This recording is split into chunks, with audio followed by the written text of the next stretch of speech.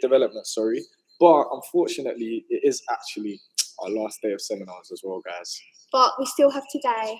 Yesterday we heard all about how to live up professional lives, and today we're going to discuss the way to live up our creative lives. So we do have a wide range of speakers here today, all from different fields. First of all, we have Jennifer, who's going to deliver Phrasing is Key. It's basically going to be about showing us how to elevate our creative writing skills, which for me, being who I am, sounds pretty good to me.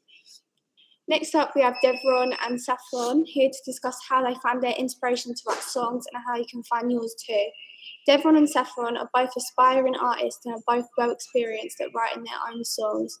So this segment is definitely one to watch. And right after that, we have Nina, who's going to be here to talk about performing art schools. Now, Nina is actually an international multi-award winning singer, actor and writer, and she's going to be sharing with us today so you can basically see how to get into a performing arts school and how to excel. Then we have Henrique here to help all of your aspiring musicians.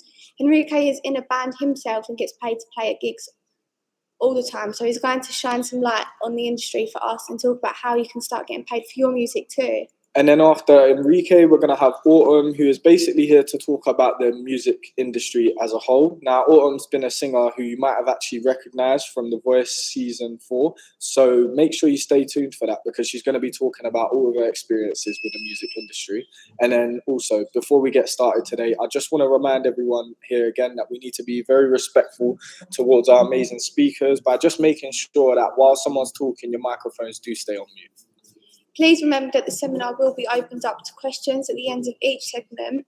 And if you have a question, please use the raise hand button at the bottom of your screens and wait for the speaker to address you before taking yourself off of mute. Now, obviously, if you do have a question during the segment, then do feel free to use the raise hand button or just type a little message in the bottom right of your screen and we will be able to get back to you on that. So let's get started with our first speaker here today. Sinan, hello and welcome. Sorry, Jennifer. Yeah, sorry, my bad. Jennifer, do you want to start for us? How are you doing, Jennifer? You all right? I'm alive. Hello, everyone. Nice to see you. Right. All right, let's get the show on the road. Woo! Let's see.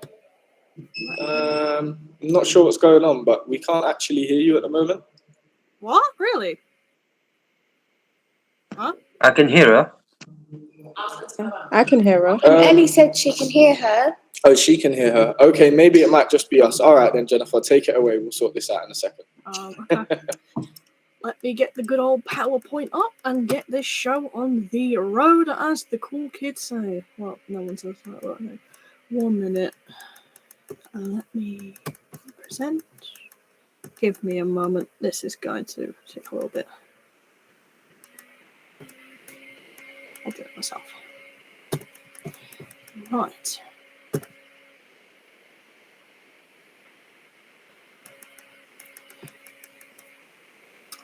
Right.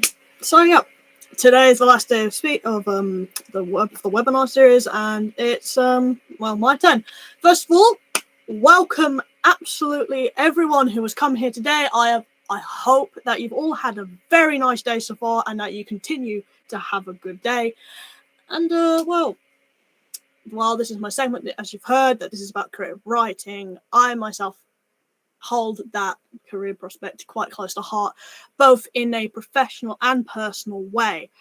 And when they came to me to do this segment, I was just wondering, like, what about writing do I know that could be useful or interesting, I suppose, to both people who might not know too much about the topics, or, well, maybe be a bit new to the medium themselves. So I decided to think about it myself and put a little something together, a few things that I myself might have found interesting or useful.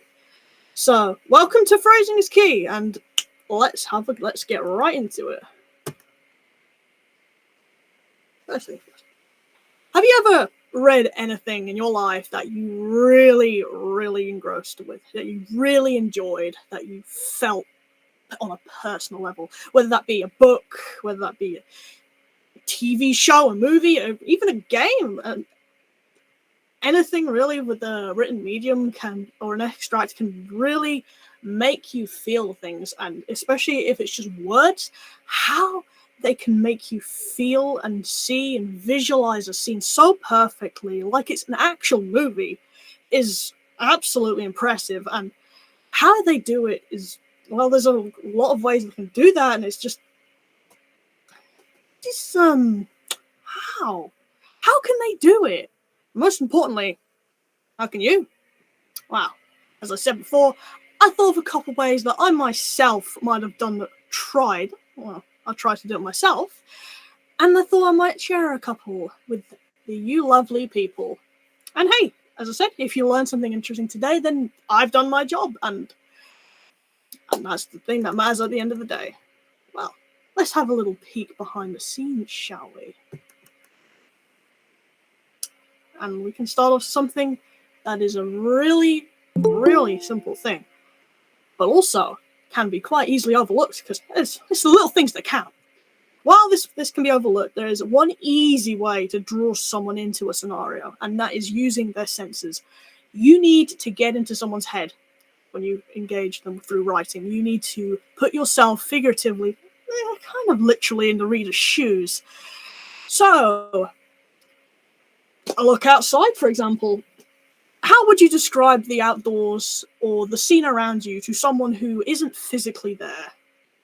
What would you start with? So, I'll look outside my window and realise, hey, it's Britain. It's going to be a grey day. Well, actually, yeah, it's grey. Of course it's grey. I'll describe how the trees are, the slight wind going by through the breeze, the birds outside, the people walking around having a conversation, the lovely little dogs walking around, and I'll go into depth about that. But it's different where you are, of course, and that's the lovely thing with writing. How you decide to portray things using the different senses. There is no real right or wrong answer. That is the brilliant thing with writing. It's all different. It varies between author to author, and that is an absolutely beautiful thing. And well, on that topic, you must keep in mind that when it comes to writing, reflect on yourself. You are your own person. Each and every single one of you here, both in call right now and on stream, are all unique. So why don't we look at that? What are your experiences? What are you or the people around you like? In writing, one of the good ways to build upon anything is to pull inspiration from yourself and your own knowledge. Because not only does that let you write more effectively, it makes it more personal. And if you make it more personal, then you can write more effectively, because you can put yourself in your own shoes as well. And while facets of it can be both intentional and unintentional, it's very common with writing as a interesting form of, well, venting or creative outlet of any surface or any works that you would make, whether that be, as I said, through writing. It can be done through art. It can be done through basically anything. Anything can be a form of self-expression. So why don't we purposefully use some of that experience to our advantage? And when it comes to that, writing is a brilliant medium, because as I'll tell you right now, no matter how absurd or out there you think your passage that you want to write is, there is no right or wrong answer. Absolutely none. And I can also tell you this, no matter how weird it is, I can tell you this for certain, as I said, there's always something weirder. No, do not worry about it. And in that regards, have absolutely no fear when it comes to your works. Say you're writing a short passage set in a fantastical world. You may feel the urge to backpedal or ground it back in reality by the end. The thing with writing is there's a certain set of, well, preconceptions that especially people who aren't as well versed in the medium might have about certain pieces. And while those can be useful as a degree, as the stereotypes and tropes do exist for certain reasons, you don't have to go by them. For example, the example I used there, you might, I don't know, but if it's a short creative writing piece, ground it back in reality by making it a dream instead of going all the way and say, putting it in another world or something, or things like maybe a trip of sorts. And while these things are not bad at all to do, like, keep in mind, there is no right or wrong answer. Some of the greatest pieces do follow and stick or strive for these expectations, like Romeo and Juliet making the trope of the star-crossed lovers. That's a trope that's been around for actual centuries now. It's kind of impressive considering how long ago that piece was made. And that just shows how good writing can be absolutely timeless as well. Tropes are for a good reason, and therefore shouldn't be disregarded right away. Instead, what you should do is look at it and think on it and go, why is this a thing? Is this useful? Should I use it or should I subvert it? Put your own spin on it. And that's a brilliant, brilliant thing to do. So, yeah. And in regards to that, tropes are tropes for a reason, and they've been around for so long, and I'm just going to say, have you ever heard of the saying, there is no such thing as an original idea? I'm going to say this, everything you see now these days, whether it be a new book or a new movie or even some things that are older than that, have their sources of inspiration. Every single piece has their own source of a eureka moment for the author or whatever, or writer that they had. Inspiration from other stories, the environment, the places around them, from other people, much as what I've said in the previous slides. And from professionals to casual authors, there's absolutely no shame in looking at pieces of media that you love and pulling some little facets from it in your own works. Just don't do it outright, because otherwise that might be ripping off. But as I said, there is a brilliant chance that the shows, movies, books that you love have similar roots to other things. So, something like, what's a brilliant example I can think of off the top of my head? Oh, it's escaped me. That's not good at all. But imitation is one of the highest forms of flattery, so there is absolutely nothing wrong with it as long as you are respectful and you put your own little sort of spin on it. Sorry, 1 minute. Yeah. And I thought to myself, what sort of prompts, what little things can I give that could possibly give people a good platform to possibly spring off of and go into their own little things, little broad concepts. So I came up with 2 that anyone here, if they really want, can try and use. For example, writing something inspired by a recent dream you've had. I am sure that everyone here has had one of them weird dreams. It's a common thing. It's normal. It's like having a dream journal, and when you realize whatever your head came up with the other night, and you write it down. And those can be a brilliant source for inspiration. Say, one of the songs from the Beatles, if I remember rightly, some of the lyrics from it was, I think it was at least one of the songs from them was actually he heard them in a dream and wrote them down. It's happened a couple of times in media where brilliant pieces of works have been inspired, at least on the outset, from certain dreams or maybe even other people's if they talked about them. And yeah, on a similar topic to that, writing about a spaceship on the moon, going to the moon, or a distant galaxy far, far away. The universe is massive. That is an absolutely limitless form of platform that you can think of. Anything outlandish or anything as big as you want to. And there's many popular pieces of works that have been based on the concept of another galaxy. Star Wars, a brilliant example of that. I'm pretty sure everyone's heard about Star Wars at this rate. Or Star Trek, or hell, even the entire genre of sci-fi basically has roots in places to it. So, I'm wondering, any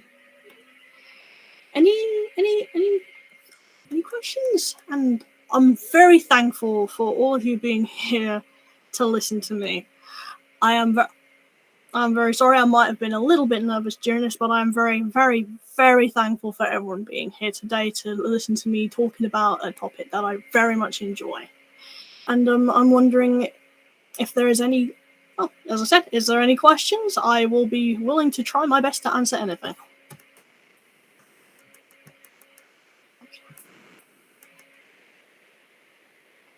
You have questions in the chat? Do I? Okay. Yeah. In stories, I'm not a big fan of stereotypes, even if it's been around for a long time. It just annoys me, such as the damsel in distress and women in the world. In the case, we have badass female characters in pop culture and books such as Katniss Everdeen. Yes, that is the thing. As I said back there, you can look at them and subvert them in their own ways. Some stereotypes get outdated. That stereotype, I will absolutely agree, is very dated for a reason. And that's why these days most forms of works will work and try their darndest to subvert it or completely, as I said, twist it on its head. And it's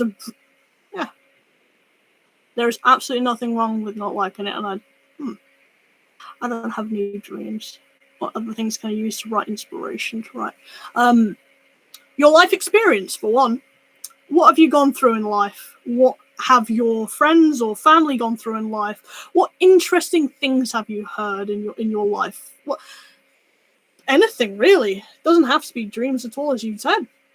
Could be anything. As I said, could be another piece of work. Could be a book. Could be a film, a TV show. Could be a game. It could be absolutely anything.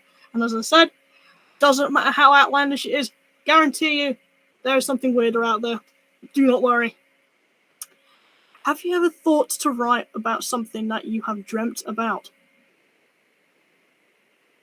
Kinda, actually. I don't really have a specific example, but I have had a couple of times where something popped into my head while I was dreaming. I was like, interesting. Ellie, also racial stereotypes make me cringe. Oh, yeah. The racism and all that. Yeah, I absolutely agree with you on that one, Ellie. There is as I said, there are certain things and stereotypes, and not stereotypes like the tropes and all that shouldn't really be used today, because as a society we have grown out of them, and I am not condoning the use of things like racism, sexism, homophobia, or anything like that. But yeah. We got some hands up. Asil? Hello.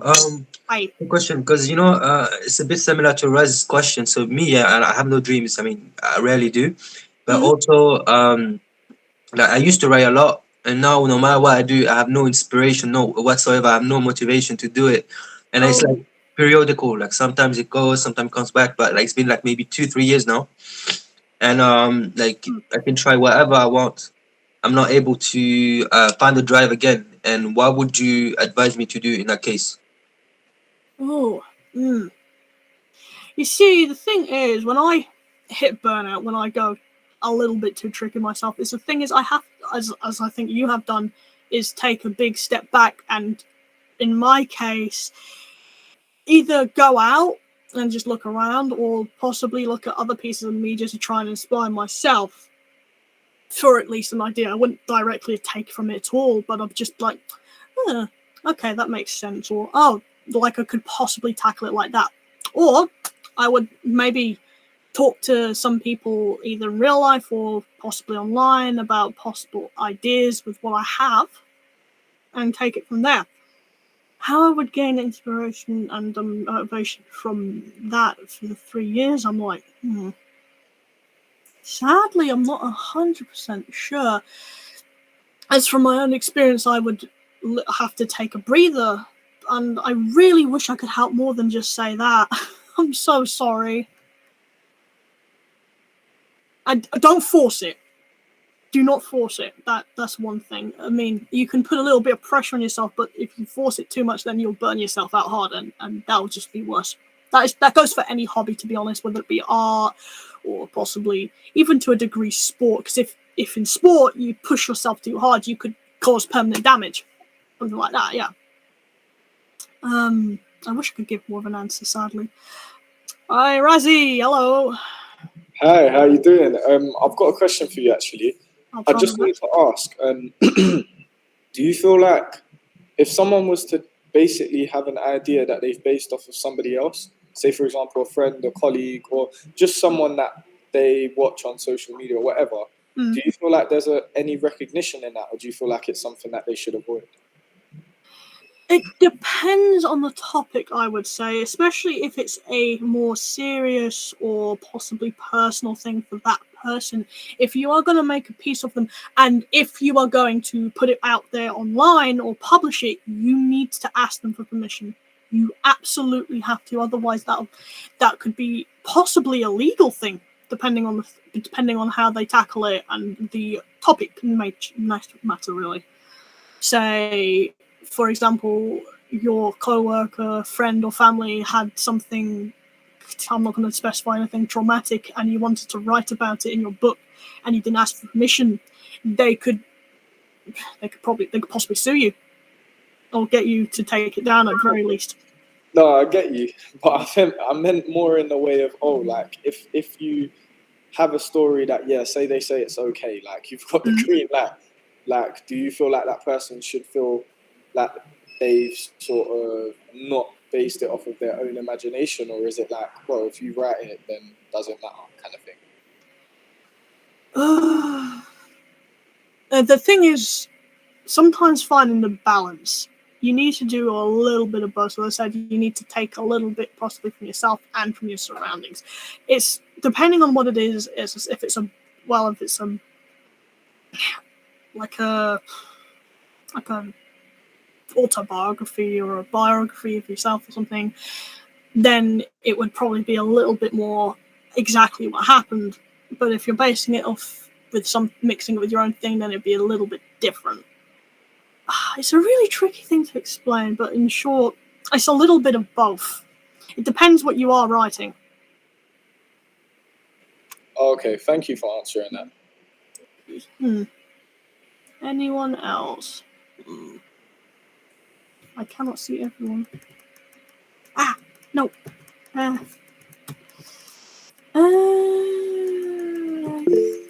Oh, Tasha. Oh, hello. Hi. I've got a question for you. Do you think maybe you would end up writing something like a novel or a book? Do you have like any goals or any plans towards that? Oh, good point, actually.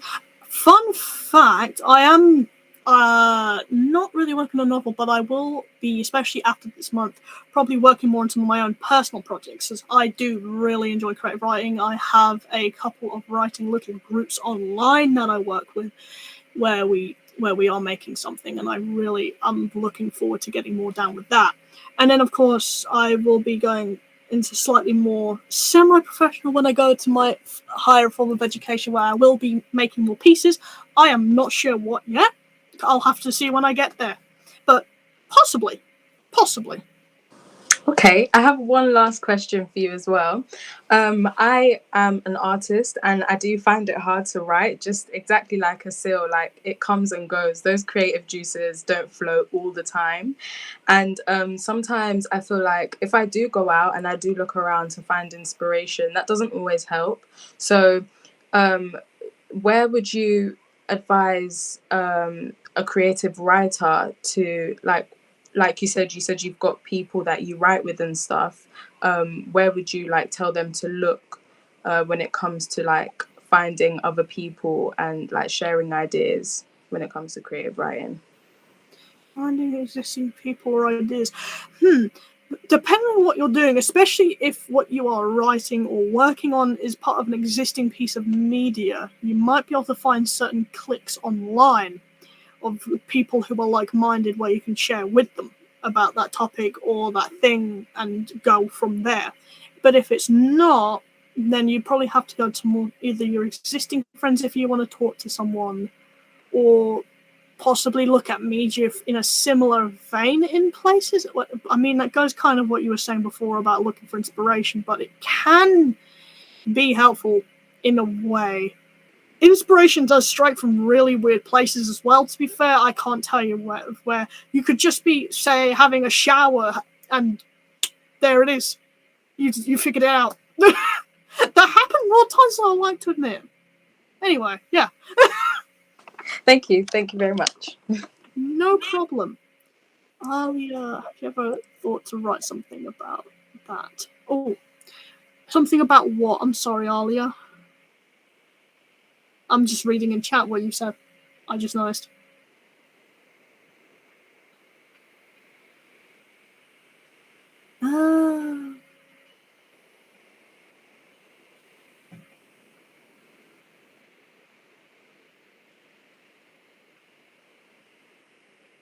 I might be doing something.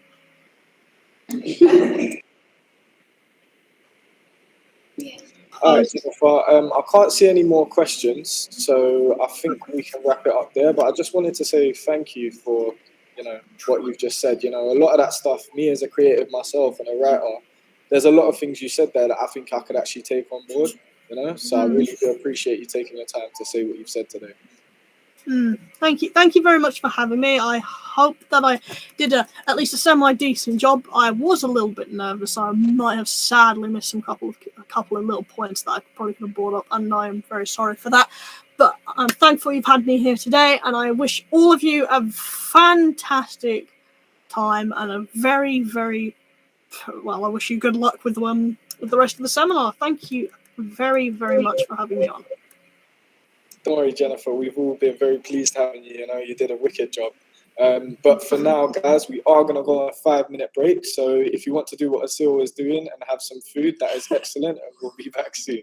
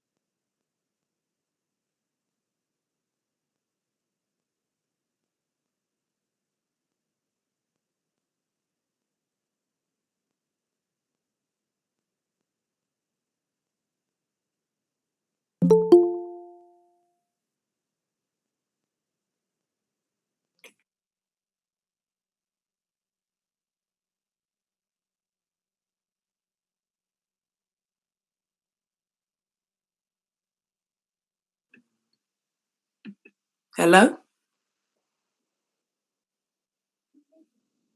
Are we? I'm gonna say it is. Okay, yeah. I'll just assume that that's we get a thumbs up or. Hello. Hi. Yeah, Okay. sorry. Apologies. We didn't actually know that you guys was in the chat yet. Yeah, we are ready for you guys to go. How you guys doing? Yeah, We're good. Good. How are you guys? Yeah, not too bad, you know. Just excited to see what you guys have got to say, so we'll leave you to it. So it's all good. So we were tasked with talking about finding inspiration, and at first, I found it weird. I don't know about you. Yeah, it was such a difficult topic because it's something that's almost second nature when you do it enough. Like, you don't really think about the process a lot of the time because you practice it so much. Yeah. When people typically talk about it, they talk about the end result, but never like the journey of how we get there. Only the end result. Only about, oh, this is what I was inspired to do, or this is what I did. Yeah, we think that all inspiration has to sort of like come and like culminate into this like massive like project or this beautiful like piece or anything. Bit of technical difficulties going on there. It's fine, it's all being sorted. But no, we often think that we sort of have to have something to show for every time we get inspired. But a lot of the time it can just be something that is part of your everyday routine and just the way that you will like, you know, see the world. And yeah. Sorry about I that. think we're all good. Yeah, sorry about that. Okay. So where did you get up to? So within my own songwriting, I know that inspiration can be found in loads of different places. Like, it could be driving in the car with my mum and she plays an old Whitney Houston song and I just love like the sample within it and I want to use that. Or it could be the topic of the song I want to talk about. It could just be something I see on Instagram. There's loads of different places to find inspiration. There's loads of different ways to find it. Yeah, and I think that like I know that I am always on my phone and I'm always like consuming all of this different media, and it can be really, really overwhelming when like, you know, there's so much and there's so many people to compare yourself with as well. So it's really, really easy to fall into the trap of oh, I can't talk about this or I can't make art about this because someone else has done it before and someone's done it better. But the great thing about consuming all of that stuff is that it means that you're constantly getting opportunities to be inspired and you're constantly like, you know, taking things from the world and putting your unique perspective and like twist on it. Yeah, so when, again, tasked with how to talk about inspiration, I really wanted to think about it. I really wanted to like take it in and actually take a moment. Ponder, like look for inspiration and how you get inspired. Yeah, I didn't want to just like Google a bunch of lines and just be like, oh, well, like this is it. Or some stuff you can see on TikTok nowadays, you know, like videos and people just talking and screaming at the camera. I wanted to actually think. And so that's what we did. Like, I sat down and we thought. Yeah. So we go on a couple of tangents because obviously this is about our experiences and how we personally find inspiration. But hopefully you guys can like take some of the stuff we say and use it in your own like creative processes. Can we just get like a couple of hands up? So what like kind of like creators are you? Do you have any like songwriters or musicians and stuff like that? Yeah, any visual artists, so painters, photographers and stuff like that. I'm seeing some nods, I'm seeing some. So yeah, like we are obviously musicians, so we are talking about our personal perspectives, but transferable skills, translating, we're all creatives here, we are all connecting. So the first sort of thought we had was about living in the moment, because I know that I overthink. I definitely do. And I know that I can like, you know, have an idea you know, about something and, you know, just choke it to death with trying to make it like intelligent and trying to put in like double entendres or trying to like put in hidden messages or what, all of this stuff. But I've been there a couple of times trying to write a song and I'm overthinking it. But I do think that like we can just romanticize the world around us to the extent that you just see art and beauty everywhere, and, you know, take that main character energy and like sort of center yourself within the world that you create. And, you know, you can put your voice and your story in the middle of like, you know, this creative process and this beautiful thing that you can put out into the world. Be dramatic, be overly sensitive, be narcissistic even sometimes. And this is only in the creative context, obviously. Don't like, you know, drag everyone else into this. But when you're creating, it's all about making whatever you feel or whatever you have on the inside just feel like it's the biggest thing in the entire world. Like, if it could be like, you know, you're seeing a guy and it only lasts a week, it's a fling, and you know in your head, like, it doesn't matter, you didn't like him like that anyway. I wrote a whole EP just because it's dramatic. I love the drama of it, and you can, like, you don't need to have something massive and huge that you, like, you know, and maybe you do, which is also, like, you know, but all you can take any experience in life and sort of bring it in and, like, make it something that is, like, epic, and it's a saga, and it's dramatic, and it's, like, you know, beautiful. You can make something larger than life, even though to no one else it is. Yeah, exactly. Because it means something to you. And especially if you're the type of person that, like, struggles with expressing your feelings, and you might not have a space to sort of, like, get that out, and it means that you can sort of create a narrative for yourself, and you can create something that means, it means that your feelings matter there, and it means that, like, that can be your own diary. And I know that a lot of creative people, they do put a lot of themselves in. Sorry, more technical difficulties. But sorry, 1 second. Yeah, so you can create a sort of safe haven for yourself, and, like, you know, have that place where you can express. So me personally, I did a philosophy degree, and I sort of had an artistic epiphany when I was doing that, because we essentially learned that nothing was real. And when I realized that, it was, we sort of create our own rhetorics, and we create our own truth, and we have our own worldviews and everything. And the things that we create with our art, it's just an extension of that, and it can be whatever you want it to be. You can create, like, you know, a lot, like Devron said, we can create a lot of different things, and something that's larger than life, when it might not necessarily, like, you know, be that serious, but it doesn't matter. It's fun, it's art, it's, like, it's made up. And, like, you don't have to constrain yourself to, you know, the everyday, the mundane. Like, it can be something really, really special. A lot of people say that you can't look for inspiration, and inspiration has to find you, and it'll just fall on you like an apple from a tree, and then you'll, you know, be Beethoven or whatever. But you really can go out and intentionally search for inspiration, I think. Yeah. And you can, like, you know, make a conscious choice to live your life and see life in a certain way that's going to inspire you. Yeah. When was the last time you felt inspired? The last time I felt inspired, so, oh gosh, it was such a scene. So it was when the sun came, came out the other day, and I was sat in my park with, like, you know, my headphones in. And does anyone here know the artist Anderson .Paak? He recently released some stuff with Silk Sonic. Yeah. I see a couple of people. Yes, some people know. That's the sort of genre, because I listen to, like, alternative R&B and funk and stuff like that. So, and he had one song, and it was just an instrumental, and he wasn't, like, singing on it or anything. And it was called Reality's End. Okay. And the way that it sounded, and it just spun me into, like, this whole, because I like working in big concepts when I work. So Reality's End, I was like, okay, so apocalypse. So the first line was like, counting down to the apocalypse, waiting on the rain. And then you can talk about, like, thinking about, like, okay, like, all the different imagery that goes with that, and all the different, like, feelings and emotions, and what that can represent. And, like, how can I get that big concept and make it something that relates to me? So in the song that is now, like, going to be on the EP, by the way. But when creating that song, it's like something big, like the apocalypse or like the end of the world, and bringing it back to, I've written a song about wanting to fall in love for the first time, because that's what that can represent to me. Yeah. And it's just all about, like, creating those different, like, lines between, like, stuff like, you know, go into nature. Like, we all know that, like, your feelings can't be compared to, like, God's or, like, you know, the universe or space or anything, but you can. You can. Yeah, like, literally be dramatic. Like, just, you have to center yourself. And I know that it's so difficult to, like, well, I know that I find it difficult to, like, think of myself as the center of the world. Yeah. But the way that I see, like, you know, the human experience is we are all just a human experience.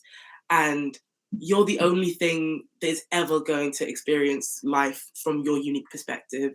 You've never happened before, and you're never going to happen again. So the way that you see the world is something that's really special and beautiful, and it matters. And whatever you can like take from life and put into that, I think it's like, you know, it's going to be something really beautiful. Would you say you love what you do? I'd say I don't. I personally no, don't. I know that our opinions on this part differ. I'd say that I see everything that I create as an extension of myself in some sort of way. Yeah.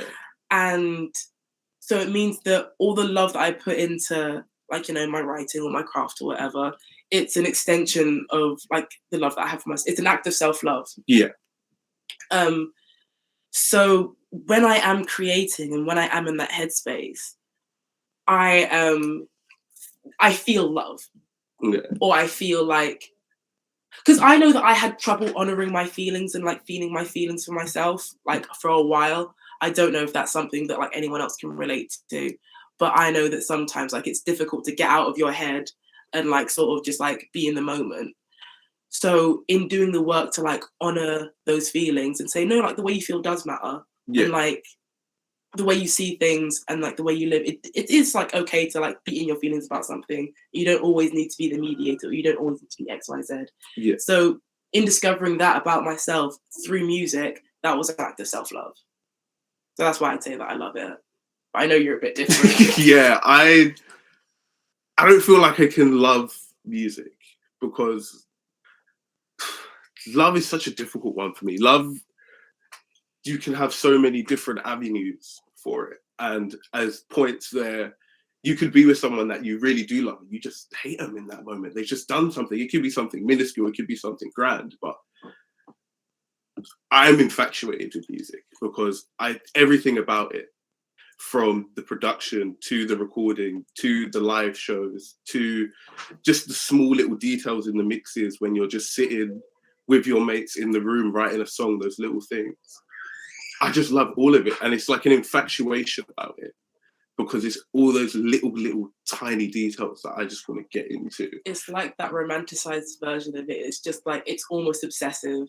Yeah. It's almost obsessive. And like, I think that a lot of people who are like creatives, they can relate to like being a little bit too into it. And like, I know that I've been like sharing like every minute change that I've made to a song to my friends, like when I was in uni and making like songs in my room on some really bad software. Like it sounded like I was in a tin can, but and I would go across every time and be like, no, listen to this, no, add another harmony, no, look at this one, no, look at this one, and he was like, yeah, very interesting. But it's like, I know that and again, like it's that sort of egotistical, like you don't want to be obsessed with anything you do because we're told that it's not okay to be obsessed with ourselves. Yeah. When like, I know that a lot of people do not care about how I feel. I know a lot of people, like, they're not going to go out of their way to like understand my perspective or like find it interesting or see beauty or see value in it. So I can make that choice for myself. Yeah. And whatever I go out and do, I can be like, yeah, I'm that, like I am, like no one else is doing it like this. Like, even though I know that there's probably a few people doing it like this. But it doesn't matter. To me, it doesn't matter. And that's the thing, like I think you do need to be a little bit delusional. Yeah, definitely. To like, to proper like tap into. Yeah. You have to believe it more than anyone else. Yeah. Like narcissistically to me. Yeah. Like I can't explain my visions and my dreams. I can only see them. You have to see. You have to see life as something worth creating about. Yeah. Because if you don't see your own life as something that is inspiring and that is worth creating about, you're not going to be inspired or create anything about it. And it's the only one you got. Like. But yeah, no, circling back. Here with a bit. No, but honestly, like treat the process like you are meeting the most interesting person in the world. Like I treat the creative process as like a conversation with myself, and I'm asking, what is your favorite color and why? Like I want to know and why. Like deep in it, nitty gritty. Like, and I think that just when you see yourself well, me personally, when I started to see myself as something and someone that was interesting and that did see beauty in the world and something that, like, you know, there is a beautiful process to happen, that's when I started to like fall in love with music properly. I'm still on this infatuation, man. Yeah. Because I just remember times where, like, I'd go to my sister and just be like, I'm done. Like, I'm done. Like, I've done the 100 mixes. I've done it. And it's still not it. And guess where I am now? Yeah. I'm still here. So the drama. If this was a girl, I would have left her by now. Because this is stress. All right, I was a bit too far. No, but, like, I understand, because it is, like, when you do love it so much, or you are infatuated with it so much, and, like, this is for all different creative processes, not just music, it can always be like you're always striving to be better and you always want to do more, and it's so much pressure that we put on ourselves, like, because in general, like in academics or whatever, you can sort of, like, there's a scale, you can achieve XYZ, you can get 100 marks and that's the best you can be. But when you're creative, it's like your worldview, there's no ceiling. Your worldview is always changing, and there's always, like, a new boundary to be pushed, and, like, that's the whole part of the process. And your human experience doesn't finish till you die. So if you're creative, you're going to be creating until you die. But it's just whether or not you're taking like, you know, what life has given you and putting it into something, or if you're, you know, too focused on what you think that you want, you're ignoring what you need. Are you more focused on the art or the goal? The art. I'm sorry. I'm too alternative. I don't care about the success. No. But do you think it makes it more difficult if you do just focus on the goal more than the art? Yeah, I think that, like, I hear loads of people always say, like, I want 1 million views on YouTube, or, like, I want a #1 single, or I want to perform at the O2, and it's like, that's great, but me personally, people are too fickle. People are, like, when your, like, goals has everything to do with being liked by people, being consumed by people, like, you know, having that external validation, for me, that chokes out my artistic process, because I'm not thinking about what I'm trying to say, and I'm not thinking about what I want to put out. I'm thinking about how I want it to be received. And I'm thinking about how to make something that's palatable, and how to make something that's, like, you know, gonna be tick these certain boxes. And it's just like, I don't like it personally, but I do understand that that's a big part of the process for something. And I think that you can look to other creators that inspire you. Like I always say, do not be scared of a little bit of plagiarism. Don't be scared to steal. Like, and obviously I'm not saying teach someone's entire project and slap your name on it, but I think that we can definitely look to creators that inspire us. You can get inspiration from other people. Exactly. And if you see someone who is very successful and also kept their artistic integrity in a way that you would like to, then just go and see what they did. They've got the, you know, blueprint for at least how one person's done it. Yeah. And it's just all about learning, and always learning from everything you're, like, consuming in terms of the media that you want to create. I feel like and I think that the confidence part as well, when you're, like, taking things from, like, you know, interpreting things from the world and putting them out there. Yeah. Because it's scary to have, like, you know, your personal worldview and, like, something that's personal to you exposed to the world and part for judgment. Yeah, it can be really hard. And I think that can also really, really stifle the inspiration process, because if you're you know, worrying about being judged about how you see the world, then you're gonna subconsciously warp the way you see the world to conform and to fit, you know, how you feel that you should be feeling. Yeah, the confidence stuff can be really hard sometimes, because you begin to compare yourself to others, which is one of the most dangerous things you could do, because you don't know what another person has done to get into positions that they are in and to achieve the results they have achieved. You just see a final product. And that can be really disheartening sometimes. I've definitely been in places before where I've dropped a single and it hasn't performed how I wanted it to, or I've looked at another artist's single and it's performed better and I felt hurt and I've questioned my own abilities. But it's not about that. It's about the process. It's about enjoying what you do. Like, don't get me wrong, the end result can be great and it can be very financially beneficial and it can be good for recognition, but if you don't love what you're putting out there in the world, then what's the point of it all? I feel like it cheapens it, because I think that if I were to put something out that I know isn't like a reflection of the art that I want to create, and it does better than the art that I do want to create, that's just telling me that other people aren't rocking with the actual like, and you know, it's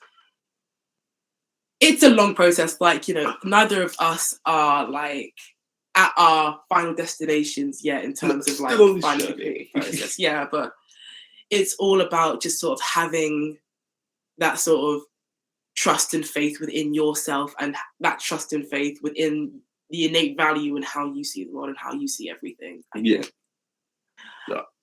I just feel like there's a lot of people, especially in the UK scene, that have made songs that now they can't perform.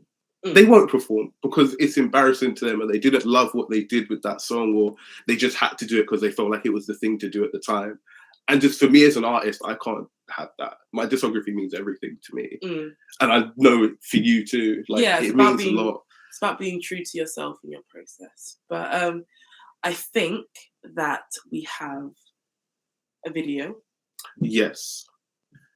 Recently, I shot a video for a song I put out. The video is not out yet, and this is the first draft of it, but I wanted to show you, just so maybe you feel inspired as well from what I'm trying to do. If we could get this loaded for you guys.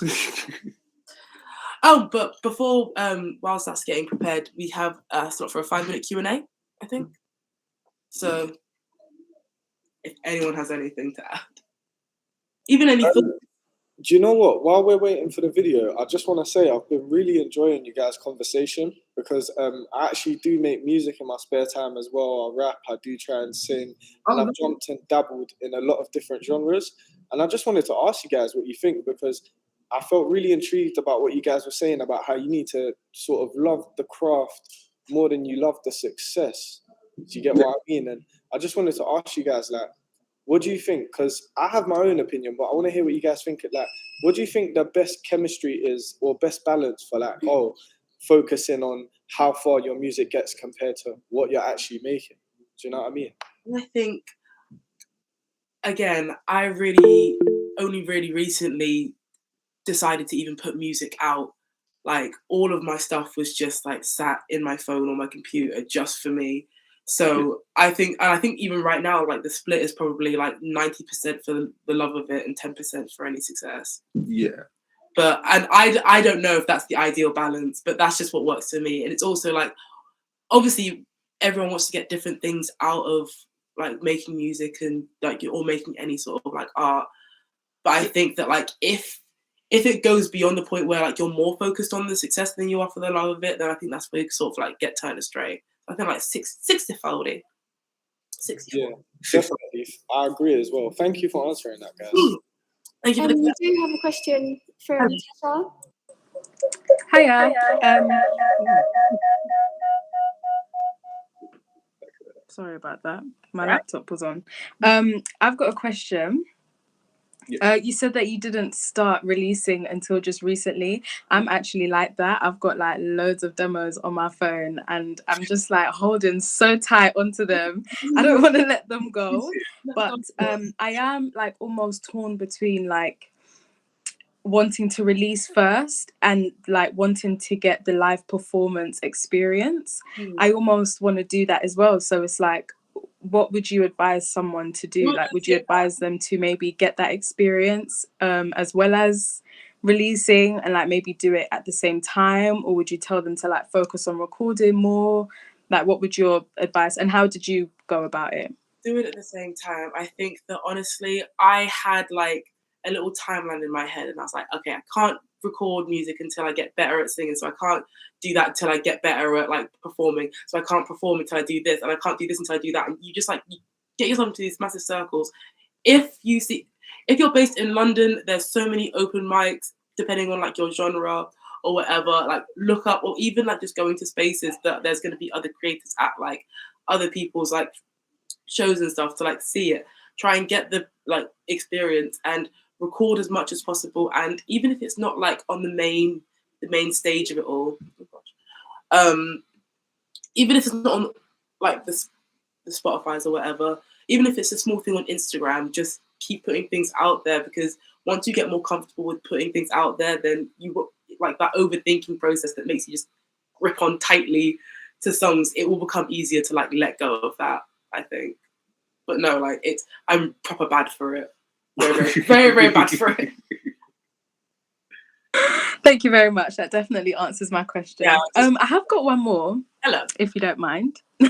How do you get writer's block? I do a lot. And if you do, how do you like come out of that? Write about the writer's block. That's what I like. I think that when you're writing, and I think that like it depends if you're writing for a specific thing or you're just like writing to express or whatever. I think that there's a lot of like frustration when you can't produce what you want. So take that frustration and write about that instead. So it's just like, even if it's nonsensical, even if it's just words, even if it's just like, you know, like any sort of imagery, like what do you want to do? Do you want to scream? Do you want to throw something at the wall? Like, do you want to just like, because writer's block feels like having something in you that you want to get out. Like, I feel like I almost want to cut it out. And that imagery is dramatic. It's like dramatic enough to write something about. Do you know what I mean? But that's what I'm saying. Like, every feeling is valuable when you're writing, I think. Great. Thank you. That helps a lot. Thank you very much. How long would you say it takes you to write a song, just one song? Depends. I've done one in like a couple hours before. Yeah, you could do them in a couple hours. I've done songs in like 20 minutes. Yeah. Like whole 3-minute beats. It depends on the caliber of song as well. Yeah. Like if you want like, if you're trying to do like Bohemian Rhapsody, like if you're trying to make Lemonade, then Thank you. a bit longer. But yeah, like how long's a piece of string? Depends. 3 weeks, 3 months, 3 years. It just depends on the art. Hold on, I think we've got one more question. Sorry. Yeah, sorry guys. I just wanted to ask one more thing. Because I remember you guys talking about how like you kind of have to be a bit narcissistic, and I wanted to ask you guys what your opinion is about like, say you have a really bad day, because I do this a lot, right? Say I have a bad day, I'll sort of channel what I'm saying into my lyrics in a way that maybe not everybody would want to hear it because it might be quite personal. But do you think that's a good idea sometimes? Like just making something that's an opinion of how you feel. I think that for me personally, I think definitely get it out, like create the thing. I know that I don't like ruffling feathers. I'm a bit of a coward in that sense. So like I will like take the situation that happens and then I'll hide it in a bunch of metaphors and hide it in a bunch of like colourful language and everything. Yeah. But always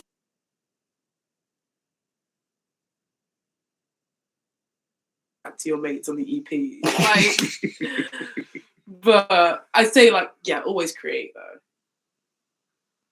Okay, thank you for answering that, guys. I just want to give a quick disclaimer before the video is up, guys.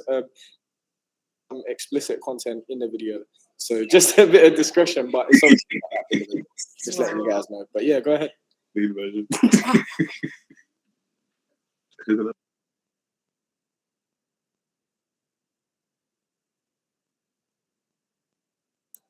Sorry, just give us a minute. We're going to try and get the sound working.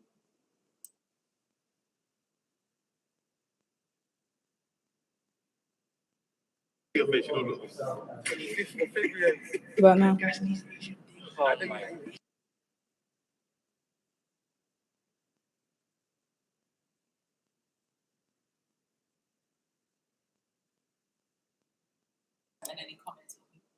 Yeah, really sorry guys, but we are having an issue with the video. So what we're gonna do as an alternative is share the link to that video afterwards, and then if there are obviously any comments that anyone wants to make, you can definitely do that. But we do apologize about that.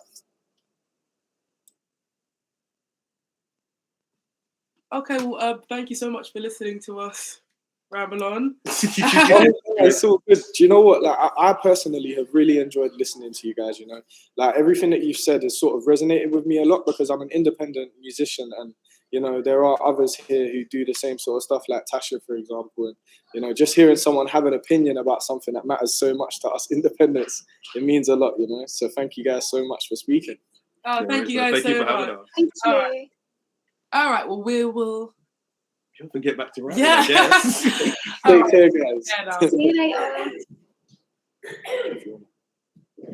Are we going on a break? We're going to go on another 5-minute break. 10. We'll see you all back here in 10 minutes.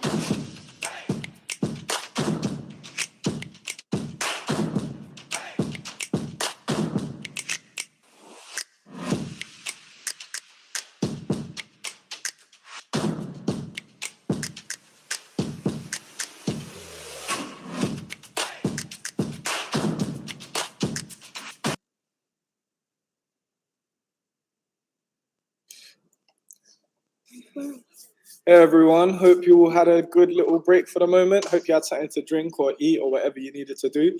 We are back, obviously, and we've got the lovely Nina here. Nina, how are you?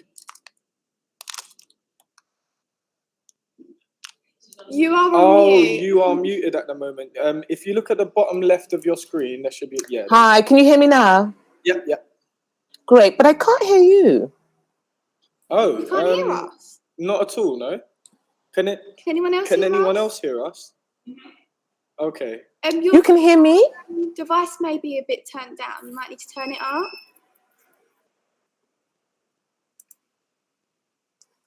I'm not sure. Let me just take this, see if... We can't hear hear you now. No. There you go. So we can hear you. Yeah, we can hear you now. I've just come out of the other... Bear with. Yes. You can hear me, but I can't hear anyone. Can someone say something? Yeah. Hello? I think it's an internet issue because there's a delay when she speaks. I'm so sorry. Literally, we just connected and disconnected, and I don't seem to have sound. You know what? I'm just going to quickly come out and then come back in, see if that fixes everything. Sorry about that, guys. Well, we'll just give her a moment. If you do have anything else to do while you're waiting, go right ahead. She shouldn't be too long. How are you guys enjoying the webinar anyway? I'm loving it. Yay! All I got was, I'm loving it. So I have sound. Perfect. That's so much better. Couldn't hear a word. Can you hear Hi. us? I can. Thank you so much. How are you, Nina? You can hear me. I'm really good. How are you? Not too bad. We're actually just kind of excited to see what you've got to say. So when you're ready, go right ahead. Great. You know what? I'm just going to talk a little bit about my career as such and just walk you through.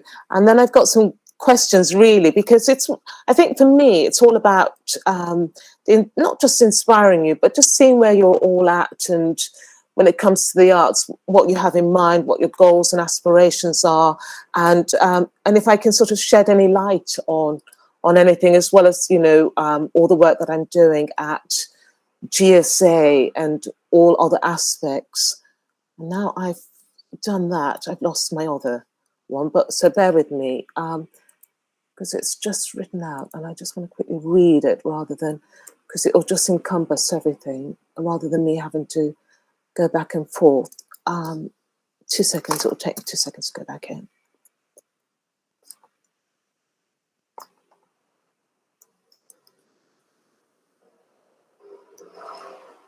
Here we are. Okay, so I'm just going to read this verbatim, really. So you have an idea of all the kind of things that I've done in the past and just a broad scope. So I'm talking about myself in the third person because it's already written out. But Nina Kristofferson is an international multi-award-winning actor, singer, writer, producer, director, and teacher. And she has won the World and Women of Heart Award, celebrating 50 Global Women Award in 2021, COVID-19 Community Champion Award for 2020, Writers Guild of Great Britain Award for Alwyn Wymark Theatre Encouragement Award, Award for Excellence at the Houses of Parliament for Black History Month, a Legend Award for Services to the Community and Humanity, Trinidad and Tobago Award, a GAB Award, Excellence in the Arts for African and Afro-Caribbeans around the world, Opera Singing and UK Africa Diaspora Forum Award for making a difference in the community, Women of Excellence Award, and Mothers of Queens Awards and nominations. And actually, I just picked up another award last night. I just go on to say her first musical play was about Billie Holiday, premiered and sold out at Edinburgh Fringe Festival, followed by a successful 2013 tour, culminating in a 2013 sold-out run in London's West End, Charing Cross, which is just on the Strand, it's got my name tagged in there. So it's tagged Nina Kristofferson's Billie Holiday Story, was presented first at Latitudes Festival, and Nina has since gone on to write another musical called Timeless, which is a very light-hearted musical, very immersive, where I'm singing in 5 different languages, from French, Italian, Spanish, English, and Latin. And I usually say from Beyonce to Puccini, and it's celebrating all kinds of music and some of the very classic music. So it's got all the wonderful James Brown in there, Etta James, as I was saying, Beyonce, some Puccini. So it's got lots of opera as well as musical theatre.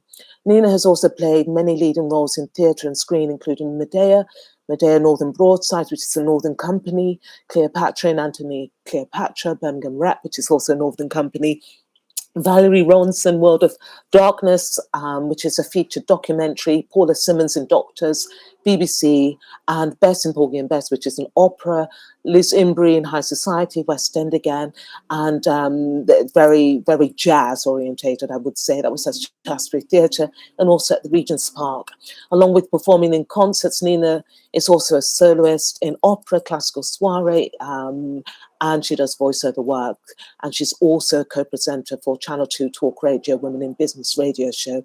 She's also on the executive board for the Writers Guild of Great Britain, and I'm also a senior lecturer at GSA Surrey University and director of Equality, Diversity and Inclusion at Surrey University GSA.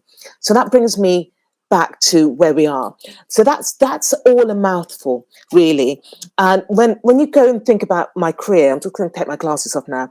When you think about my career, it's so encompassing. It just covers so many different things. So the idea of me sort of presenting it, I kind of felt like, hello, who is this? Who is this? So I kind of just wanted to just to share that read up, so you have an idea of the scope of work I can do. So it brings me back to yourselves. When you were listening to me talking about all these different things that I've done in the past, and that doesn't even include the voiceover work as well for gaming.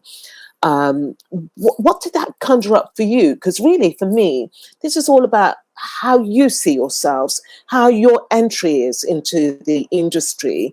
What would you like that to be? Or have you had any thoughts? And maybe have you had a chance to Google who I am?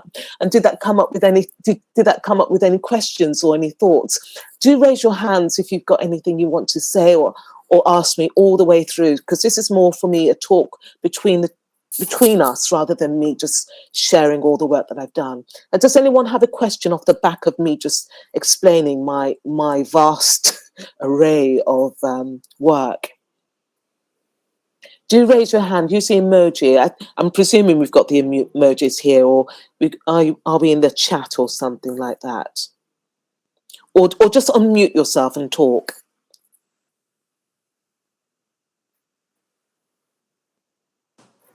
I've got a question. That's Great. actually very inspiring. All the awards Good. that you've won and everything that you've done. I just wanted to ask, where did you start, and how did you start off? Well, I started at Birmingham School of Speech and Dramatic Arts because I just wanted to act, really. And I suddenly thought, oh, God, I've got to go to drama school. So I did some research, and on the back of researching, most drama schools wanted you to sing, to act, and to maybe do some dancing. And because I not necessarily had a strong feeling or desire to go into musical theatre, just straight acting for me, some of the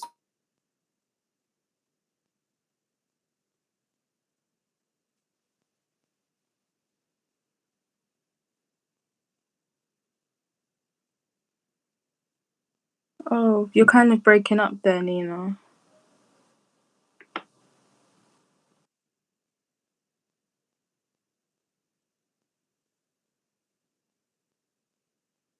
Nina, can you hear us at all? Okay, we're going to try and sort this out, guys. It seems like a bit of a technical difficulty at the moment. Just give us like 2 to 3 minutes. We should be able to get Nina back on.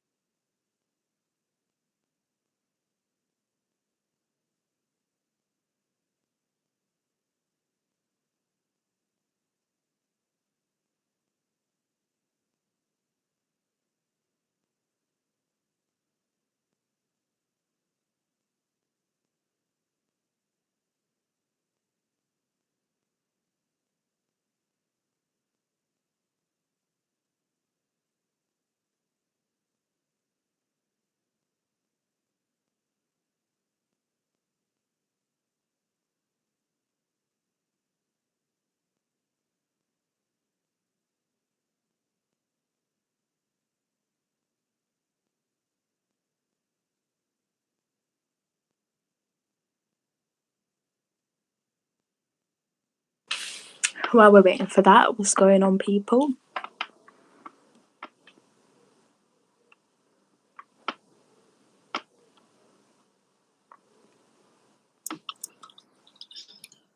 Sorry, Tasha, what was it you just said? I said, while we're waiting, what's going on, people? Oh no. Yeah, have you guys been enjoying today? You know, what's been going on? What's you guys' opinion? Yeah.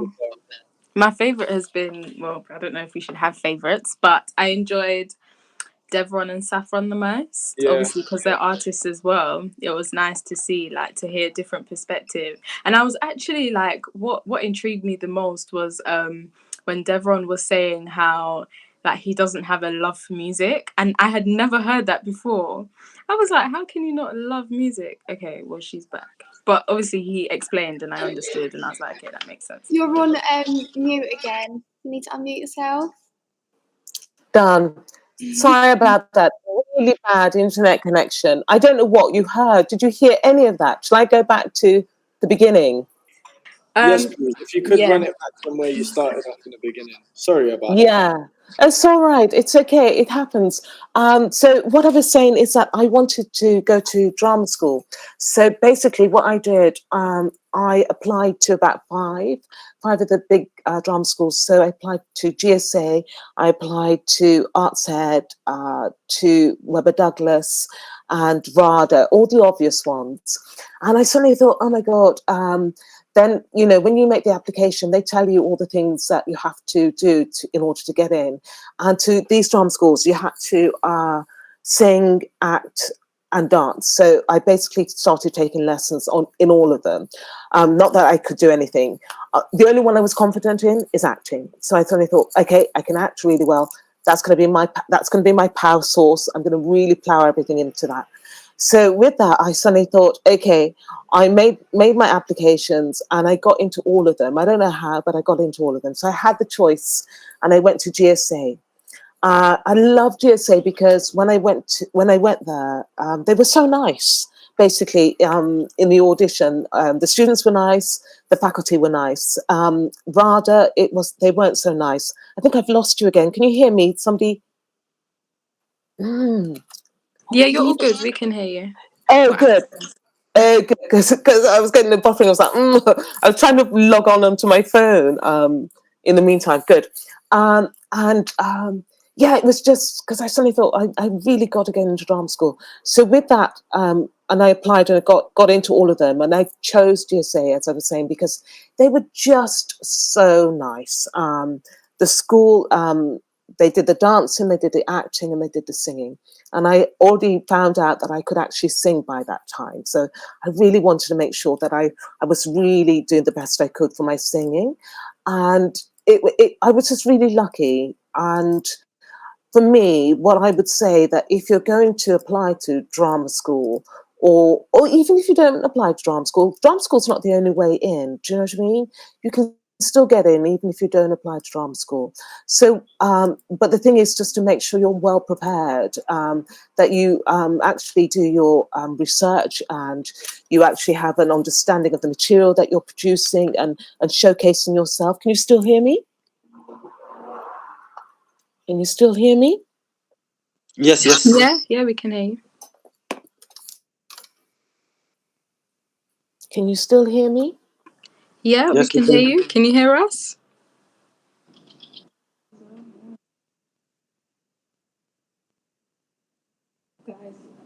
I think she might have actually cut out again. So we'll give her a moment.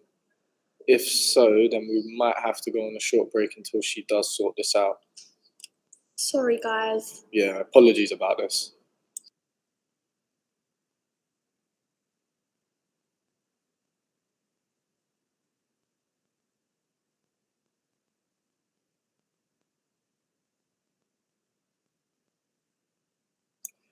While we are waiting for Nina to get back to us again, I just wanted to continue what we were saying, actually, Tasha, about what you thought was interesting about Saffron and their conversation about music. Because I personally think it's really interesting to look at the topic of music in that people can always have an opinion about your music, but if you haven't got your own form of like individuality with it, it isn't really going to matter whether or not you make the numbers, if you get what I mean. Yeah, 100%. Like, I completely agree with you. And like what she was saying about like being a bit narcissistic and like almost self-centering yourself. Sometimes when we make music, we try so hard, like we overthink sometimes, and it's almost like, what would somebody else like to hear? You know, would they like what I've written, or would they like this sound? When like sometimes actually your best work is just what you like, what you enjoy, you know. And I think that was actually very, like, it kind of opened my eyes, because it's like, as long as you're like almost true to yourself and you listen to yourself, like when I asked about the writer's block and stuff, sometimes just writing out, even the fact that you have a writer's block in itself is like taking that step, do you know what I mean? Instead of exactly. like catering to everybody else, you're almost just sorting your, like, you're just working on your own craft basically, without any other like things in your ears. So yeah, I actually did enjoy. I feel really like enjoy as well, like with things like music as well, the hardest thing sometimes is having that individuality, because obviously a lot of the times like your music is sort of based on the genre that you surround it by, you know what I mean? Like if I want to be an R&B singer, I need to sound like an R&B singer. If I want to be a rapper, I need to sound like I'm doing hip hop, you know, with all of the bops and the, you know. And if you don't really have that kind of persona per se, like I feel like it's hard for someone to get their foot in the door. But that's the thing, like we shouldn't really base the things that we create as creatives off of a genre or, you know, like a pattern, because otherwise how are you going to be original? Do you get what I mean? Yeah, 100%. Definitely, 100%. And it kind of ties in with what Jennifer was saying with the phrasing is key and creative writing and stuff. There were a lot of things that actually linked, like with different talks. Yeah, 100%. Like Jennifer, you see when you was talking about how you sort of need to look at your surroundings and base your words off of what you see and what you can feel. I feel like that resonates a lot, not just with like a creative, but someone who wants to write in general, because then people are able to say, right, like, I want to be able to create something. Let me gain inspiration from the things that are at hand. You know what I mean? Like, if I walk outside my house, I know the location and I know what the location brings in regards to emotion, so I can use that to immerse my wording into that. So if I say, for example, if I wanted to talk about what it's like outside my house, I could talk about London weather. I could talk about suburban cities. I could talk about, you know, there's so many bountiful things that you can say, and I think that's also important as well. Yeah. Has anyone else got any input on what they enjoyed so far? Yeah, because we really like to hear what you guys enjoyed so far, you know? Anyone? Well... yeah, Aaliyah's actually says she found it very interesting because she finds it hard to find the inspiration to be creative. Now, do you know what, yeah? If we're really being honest, like, finding inspiration is one of the hardest things for anyone. Do you know what I mean? Because it's like, you can't always say that you're 100%. Like, I know if I'm choosing to write something or I'm choosing to listen to something to gain inspiration, it's not always going to be an open door. Do you know what I mean? Like, sometimes I might think to write a song and I can't even think of the words, or I don't know what kind of theme. And it's like, that is the essence of writer's block. Like how Sil was saying, you know, like writing, it can be difficult. But I think what's important to remember is your inspiration doesn't have to come from one door. There could be 100 things that inspire you, you know? Like even the eloquent usage of my phone. Like, I know that might sound silly, but it's the simplicity of it, and then it might give me the idea of writing something simple but effective, you know? There's so many different things. Asil, what do you think about that? Hi guys.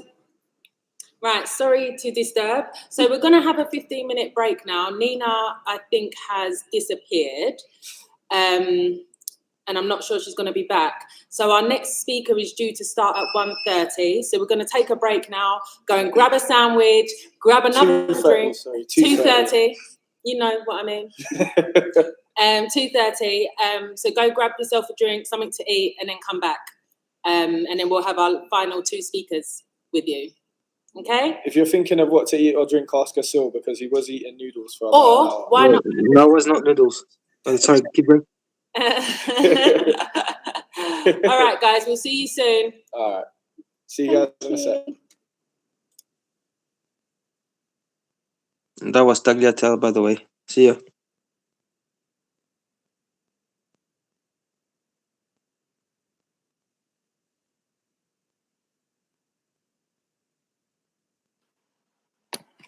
Hi, can you hear me now?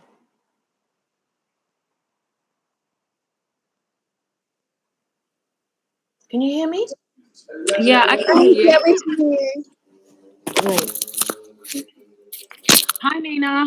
Great, fantastic. Hi. Well, what it was is because we didn't know whether you were coming back, so we told everyone to go on a 15-minute break. Oh, fabulous. That's even better. That's great. Yeah, you know what? I tried to rearrange my setup, and I've literally just, that's why I've got a different background. Because for some reason, I don't know why, I don't know if it's my end, your end, but losing connection. Okay, all right. Sorry about that. It's all right. It happens. It literally happens. But I've done the work, so I'm like thinking, oh come on! So I'm determined.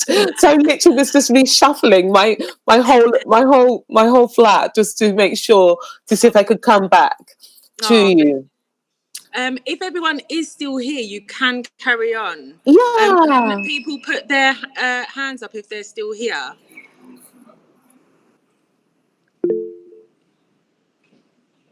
Hands up, hands up. Okay, Jennifer, I see you. Zainab. Okay, so yeah, you can carry on, Nina. Awesome. That's so lovely. Thank you so much. Thank you too. All right. Take care. Bye. Bye. This is a new norm. Technical hitch-up after technical hitch-up. You'll kind of get used to it. Yeah. Oh gosh, did you get any of that? Any of that journey? Any of that? Oh, awesome! Definitely. Yeah. I did have a question as well. Yes, please. I just wanted to ask, like, I'm an artist myself, and I didn't like go to uni, or I didn't like go to music school or performing art school. And sometimes I ask myself, at first I was like, I don't think I need to go to school. But I don't know, do you think it would help if I was to go to like a music school? And what would you advise me to like study? Because I want to be on stage and like performing and like be an entertainer basically. So what advice would you give me when it comes to studying that? If you're going to study, then I would say definitely go to a drama school. If not a drama school, just a private coach. Depends on how much money you've got, really, to be honest. Or sometimes some friends or parents are really good at sort of really looking at what you can do and pinpointing what's going wrong and where you need to brush up on your skills. Bottom line is, I think if you're trying to get into the industry, you want to appear as professional as you possibly can. That means what drama schools can actually give you is a polishing.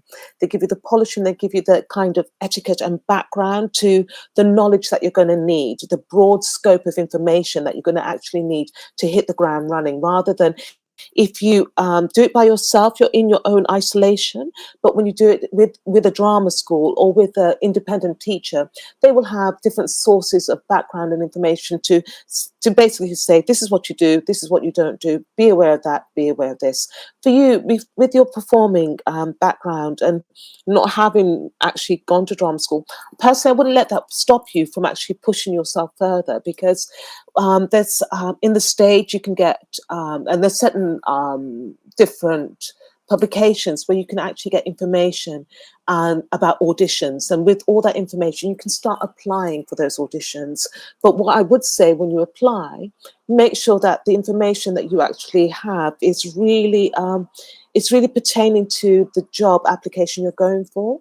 So say if you're going for a really nice role, it doesn't have to be the lead, it could just be a nice support, it could just be a little role.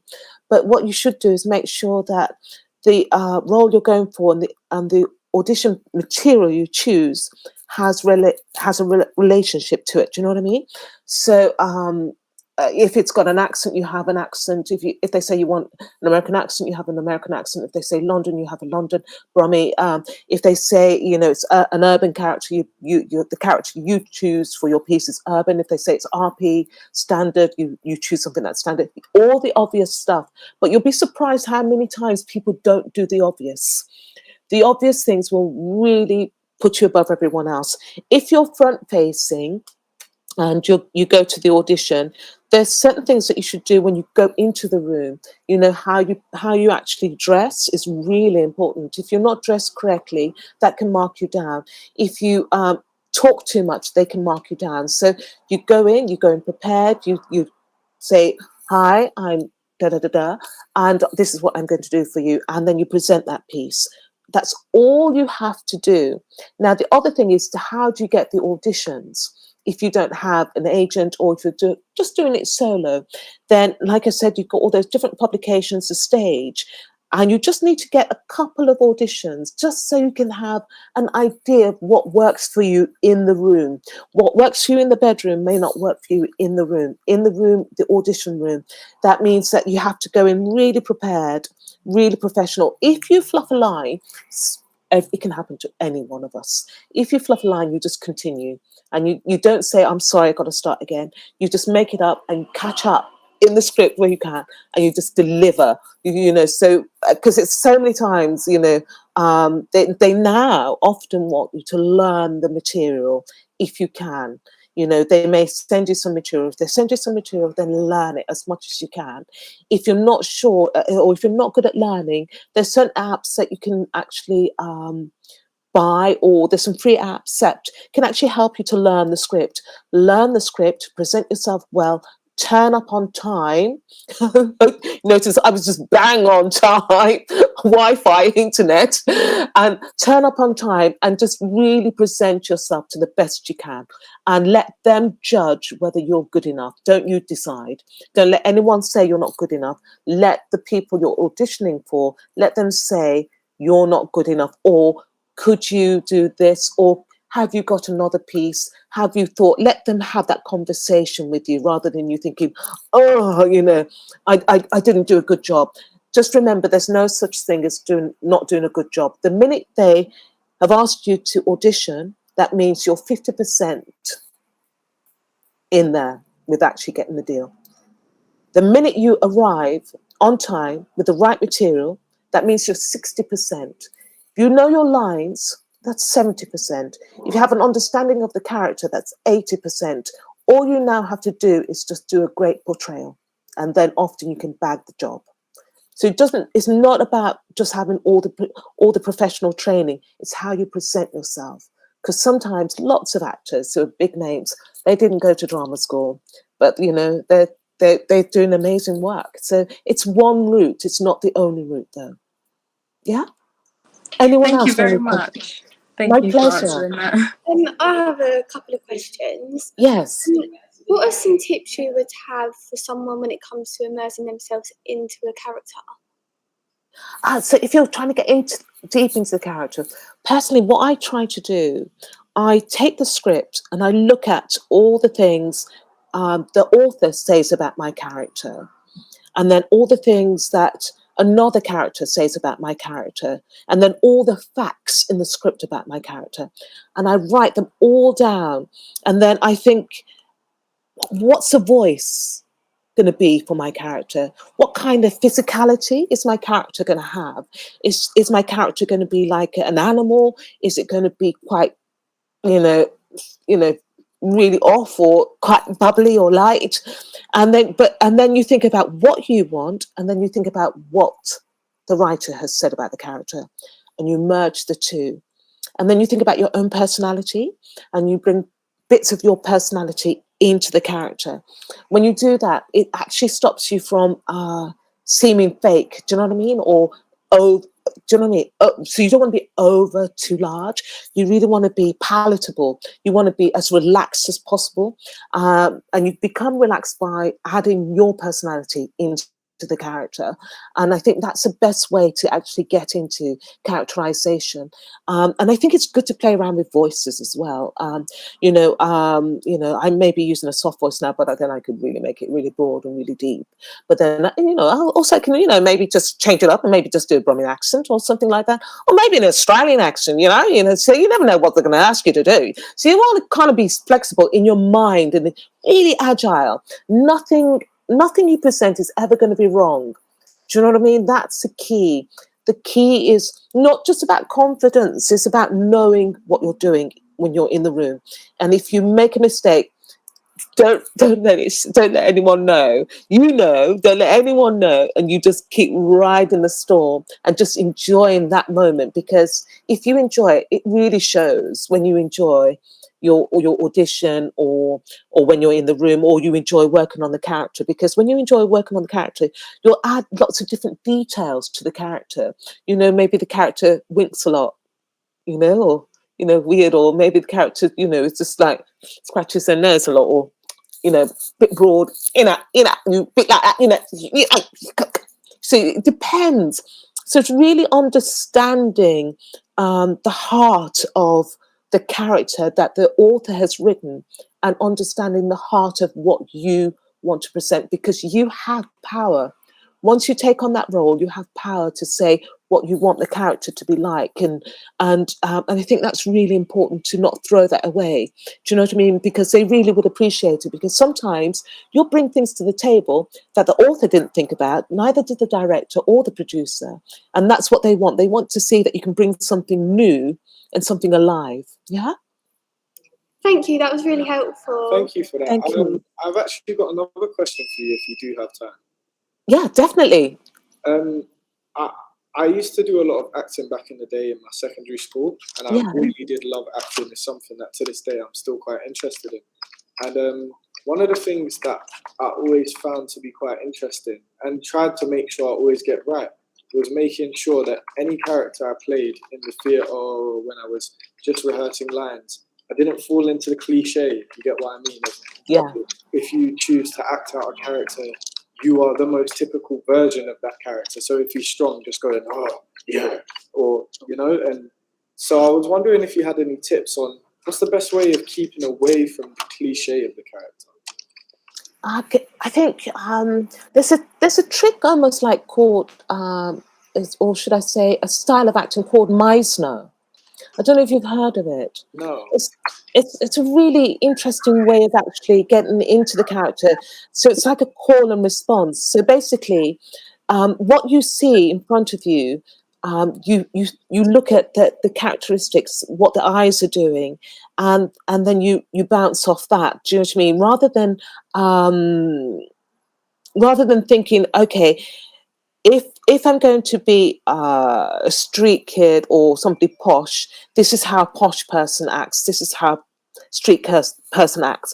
That's what I mean. If you move away from the typical stereotypes and move into the detail of the humanistic character, so you take on the characteristic aspects of that character, literally how they would walk, how they would talk, how they would eat, how they would, brush their teeth in the morning, how they would get up, how they would communicate, do they look you in the eye, or do they communicate like that?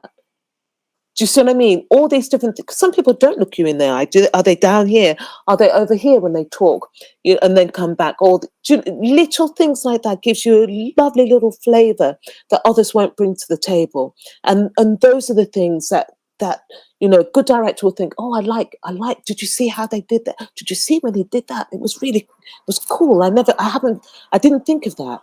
And those, if you can move away from the cliches, and move into the dynamics of a reality of what you would do as a person, you bring that into the room, because then it becomes real and takes you away from those cliches. And then it's enjoyable as well, actually. then you enjoy the actual process and actually being in the room and just, when, like you were saying, when you used to do a lot of performing, you didn't want to be cliche. It's all about thing of the character, how the character breathes and everything. Is a character funny? Is a character really serious? Do you do all these little things can just make it just like, gosh, yeah, it's, just makes you ride on a different wave of interpretation. Does that answer your question? Yeah, it does. It's actually reminded me of when I think it was when I was in the end of my GCSEs, I had to do spectacles and play the inspector in school. And I just remember that he had this demeanor that I had to act out of, trying to be serious, but also making sure it's not just cliche. So I ended up having to work through that and just end up coming out with this thing that I was really, really proud of. So thank you for answering that. Leah asked, how do you get rid of nerves before doing an audition? Oh, nerves. Now, nerves is not always a bad thing. Nerves is energy. It's how you channel that energy. Now, personally, I think warming up really helps centers you. If you just go in cold and you haven't given it any thought, you don't remember the lines, you're searching, you're grabbing for your character, that means you're not centered. You should do a physical warm-up and a voice warm-up. It really will help you really focus. Your breathing helps you get into the character. You should say the lines of whatever the piece you're doing, maybe about 3-4 times before you go into the room. Arrive early. If you arrive just at the last minute, you won't always be centered. You can't always just fly off the cuff. Some people can, but it's really about preparation.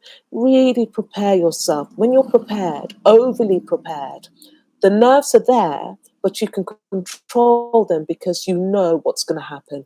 You know that you're not going to forget your lines. You know that you're going to be able to just stand there and deliver that characterization.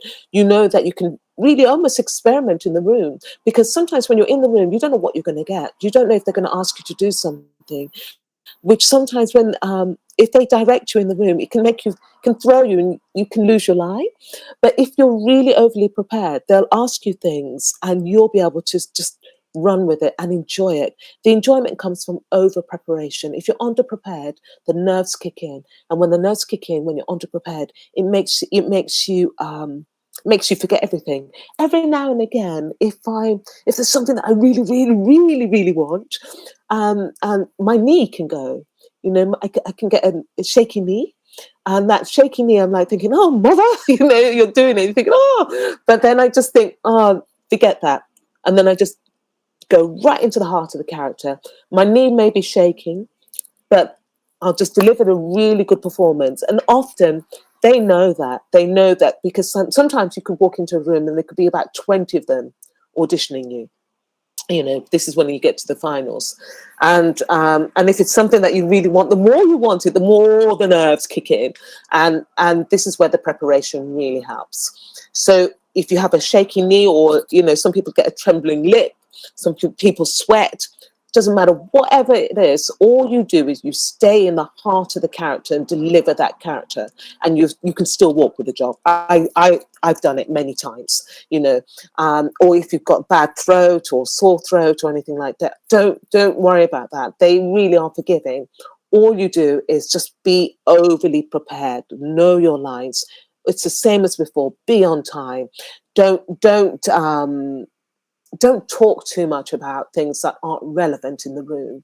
Do you know what I mean? Because sometimes when you're nervous in the room, you can just talk about things that aren't relevant, and literally enjoy.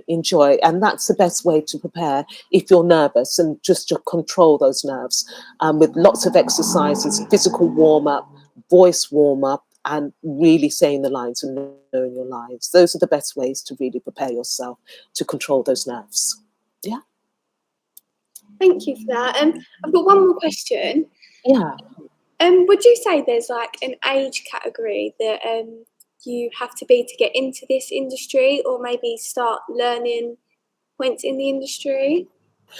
No, I don't. And you know what? A lot of people think there's an age category. Any age is a good age to be in this industry. Do you know what I mean? So don't think, oh, I'm too old, I'm too young. Literally, that's good, because if you think about what what's out there, it's all for different ages, different types, different styles. So the material speaks to you and me. So it's really just making sure you're present and people know that you're there. Maybe join Spotlight, because on Spotlight, you know, lots of casting directors can find you there as well. And that's a good way to actually get yourself out there. Casting Call Pro, I think that's another,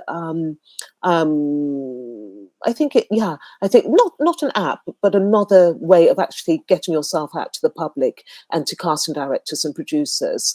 And literally, social media, it's so good. It's so good. On Twitter, they're constantly looking for actors and actresses for, you know, at all ages. And literally, if you just go in there, type casting, hashtag, you know, and see what comes up. Things will come up: casting film, casting directors, and follow lots of casting directors, producers. Look at what they do. Look at the work that you think, oh God, I'd love to be in, you know, Doctor Who, or I'd love to be in this show, or I'd love to be whatever show.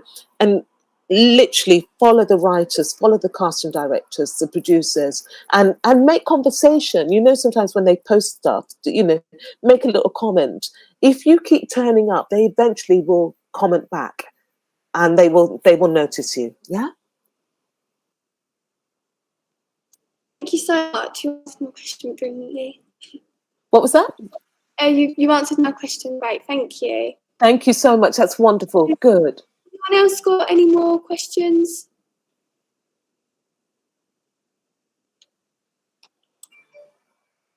Anyone else? Any questions? No, I don't think there is any more questions, but thank you so much for joining us today. Yeah. I really took a lot from this. Thank you. It's good to hear all of the knowledge that you have about, you know, theatrics, and you know, I'm pretty sure everybody was quite engaged actually with what you had to say, because it's always entertaining to learn about entertainment. So, thank you so much. Thank you so much for having me, and I'm glad you were all inspired and everything. Just for me, never ever stop. Never let anyone say you can't do anything. Really, just make a choice and really just start embedding and doing the work to actually make it a reality. That's what I would say. Thank you so much for having me. I absolutely loved meeting you all. Thank you. Thank you. Thank you. Take care. Bye. Bye. Bye.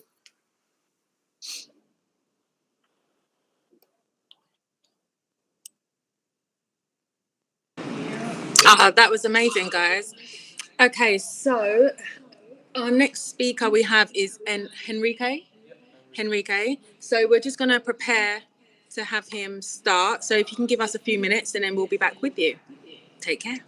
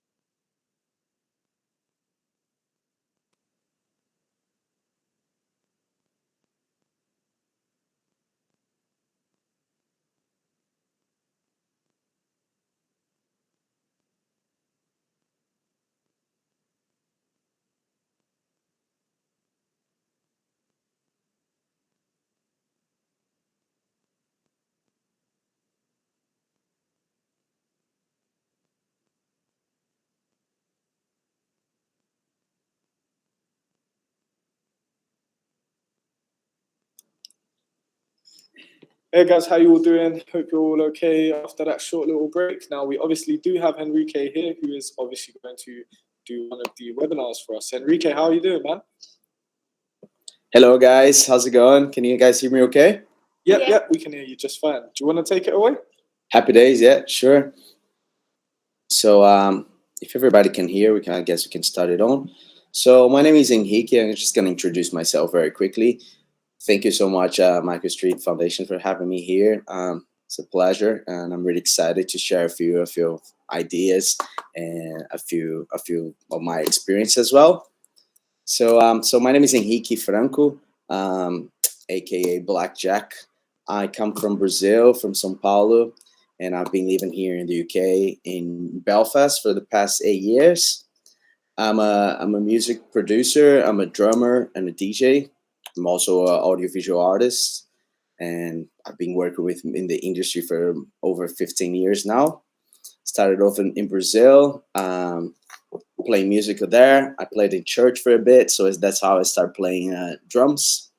And then from Brazil, I moved into Madrid, where I attended like a university degree in audiovisual in Spain. And then from there, I went to Australia, moved to Australia, lived there for 6 years in Sydney.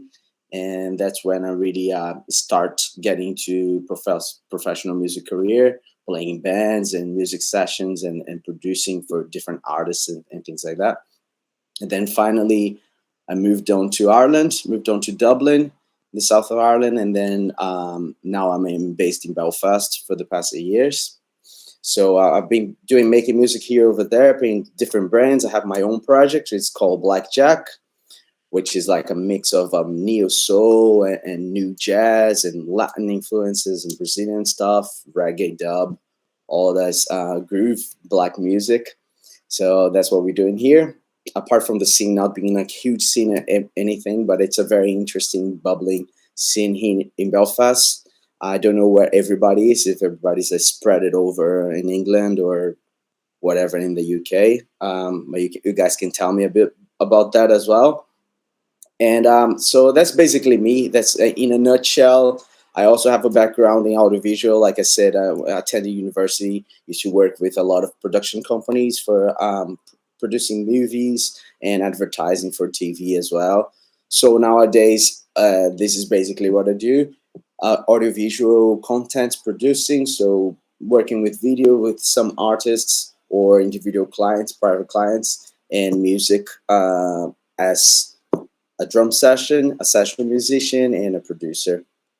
So what I wanted to talk, I'm curious to know what the experiences of you guys. Are you guys are musicians? Are you guys inspire musicians or artists? Maybe you can, there's quite a few of us, it'd be kind of hard to listen to everybody, but maybe you can type it on the chat to us so I can have some idea of what you guys do.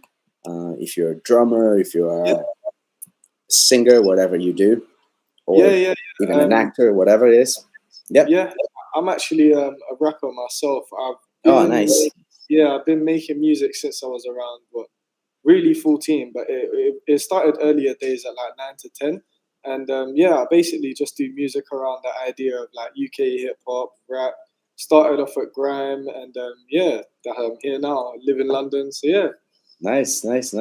Sounds great. That's a great platform, even for networking with everybody. So yeah, it's great to be here as well. Yeah, it is wicked. I do love the UK for that reason alone. Nice. So I see Tasha is a musician as well. Yeah.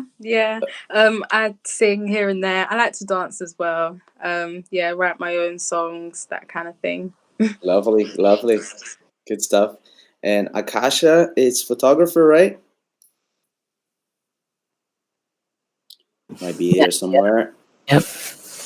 Nice.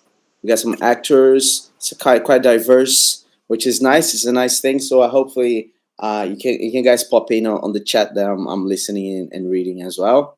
So I'm gonna talk a little bit about my experience. I'm not gonna be sharing a screen. I'll just kind of try to make it very informal. And if you guys have questions or anything like that, I know we have at the end. We open up for questions. But if you want to interrupt me or anything, just raise your hands and I'll make sure I'm stepping for that. Okay. So within my experience, I take that like after the pandemic season, it's been very great for great and bad for musicians and artists in general. As you know yourself, a lot of us came up with creative ideas and what to do, either out of desperation because you need to make money some other way, or just for being inspired by being isolated and creating new ideas. So, but I think like the pandemic had really exposed how much value there is into music and making music and being creative, how important it is in our personal development to be making this and expressing ourselves through arts.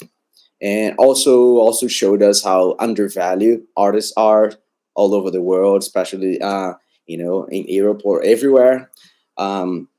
So it's been a very challenging time, but also it's a great opportunity for us to actually put our minds, and we had enough time for us to think what we want to do.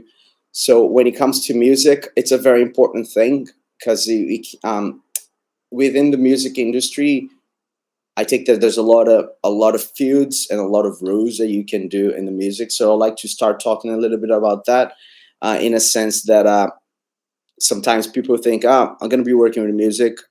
Does that mean I have to be a performing artist? Do I have to be an artist? Not necessarily. So I think we have to have an open mind to all the things that we can do within the music industry.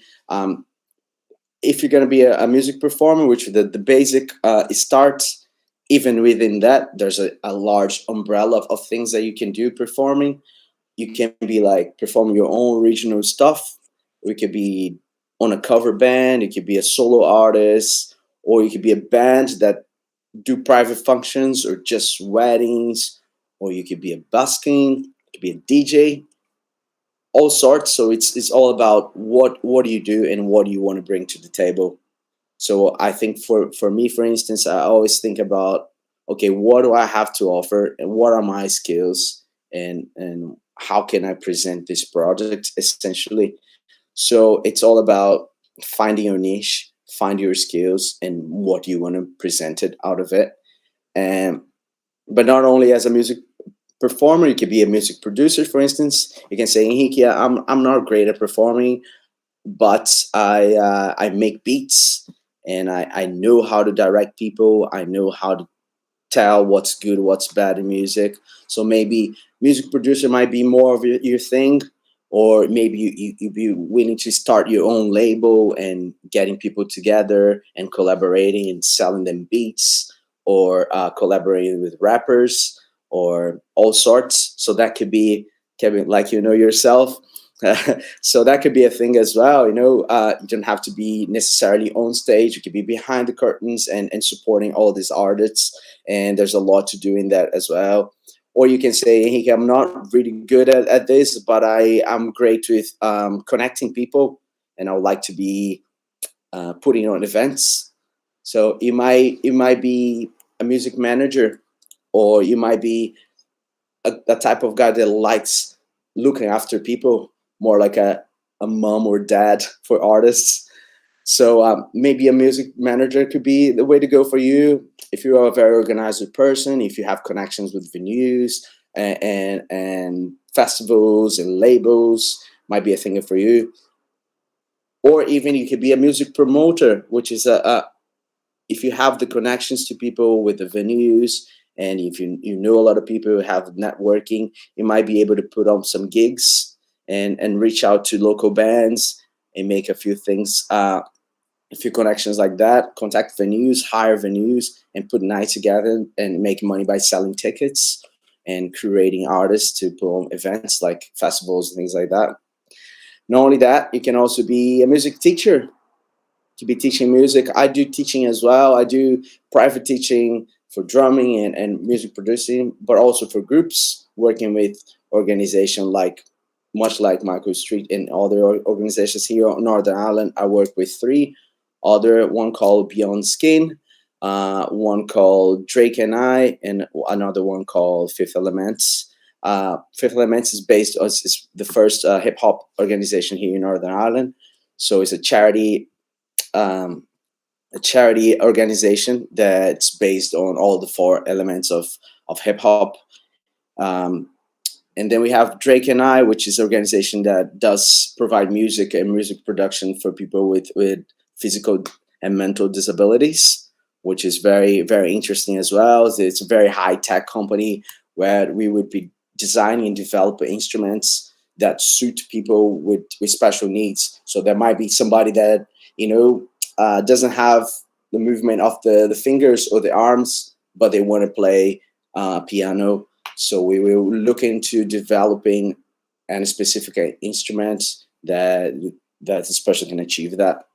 And then we have Beyond Skin as well, which is another organization who looks into diversity and cultural and changing cultural experience and bringing different backgrounds and to the UK, especially to Northern Ireland. So why am I saying that? It's because of you could be teaching privately, you could be working through organizations and working within your community. So you might not be, a music performer or producer or promoter or a manager, but you might be really good on an individual level and working with the community and bringing people together and sharing your experience. So there's another thing that you could do there. And also online music teaching, which is popular right now. And you could be there's several platforms on the internet nowadays that you can just easily make your profile there, have your experience shared, and have people connected to all over the world and be teaching them your abilities and on a daily basis and making an income out of that as well. And finally, selling your music, whether it's by selling copyrights to your own producing music, or selling sample packs or big packs, or streaming as well, which there's so much money to be made on streaming unless you have a huge following and lots of views and lots of plays. But it's still, there's money to be making there, and working with your own website and your mail marketing. There's a lot of stuff that. So the reason why I'm saying that is just we have to be open-minded of all the things that we can do in music. It's not only restricted to music performing, and it's not only restricted to one of those things as well. It could be like a music performer and a promoter, or a teacher online, and a music producer that runs a label. So it's important, as they say, to keep our fingers in different pies. So especially when we are relying on music and arts, it might not be as a steady income as, a 9-to-5 job, for instance, and it's a commitment we all know, it's a commitment that we do as, a musician or artist, that, job might not be as reliable. And some people say, it's not the kind of life for me, because you might be relying on gigs or jobs, and it's a very hard life in that sense. But if you have that kind of mentality or the kind of mindset, for me, for instance, it's very hard to have like a 9-to-5 job and work on 40 hours on a gray cubicle that, doing a job that you don't like 40 hours a day. That's very hard for me as well. So it's all about what we would like to get out of that. And it's a lot worth it if very rewarding if that's what we really love and you put all of it into it. And so another thing I like to say, as by being a musician and being an artist, is actually keeping updated and be aware the market is constantly changing. The way people consume music is constantly changing. 20 years ago, people would be buying albums and buying CDs. That's not the scenario right now. So we have to be aware of what's going on. And even as musicians as well, if we are musicians, what kind of music are we doing? For instance, I'm into hip hop. When I started producing music, there was a lot. I was trying to build up my skills on scratching, DJing scratching, and doing boom bops and things like that, which I love. but not necessarily that's the music that it's been doing now. So if I'm trying to do, you know, hip hop with scratches and DJs, like no one's scratching anymore. So people are into like grime, into trap, and that's a different kind of vibe. And we need to be aware of doing, as a drummer, for instance, I play the acoustic kit, and the whole time, the way music changing nowadays, acoustic instruments are mimicking electronic instruments. So I need to be aware as a musician and as an active musician how the sounds are changing, what type of drums people are listening to right now. I might be more into electronic drums now, so I need to be playing samples. I need to be triggering samples through sample pads. Not only, you know, I can't be playing, you know, 90s grunge forever and expect to be getting gigs out of it. You know what I mean? So just update yourself and be in the top of your game and the top of what you do. Crafting your skills all the time, learning more of instruments, playing with people that they're better than you. It's a very important thing because it helps you always push yourself to, you know, develop your technical skills. As we say, practicing your chops, you know, make sure you sharpen what you're playing, and you know, that sounds nice when other musicians will be listening to, oh, this cat got something there, you know, something unique. So it's a very important thing as well. And also learning our theories, it's an important thing.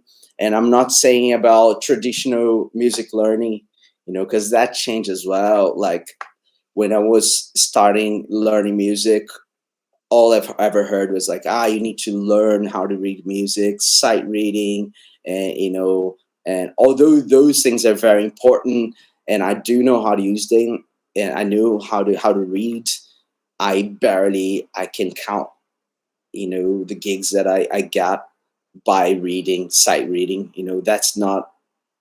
It is important, yeah. It's a tool that you can use it, but it's not necessarily what is happening nowadays in the market. You know, a lot of people might not know how to sight read, but still live a professional life as a musician.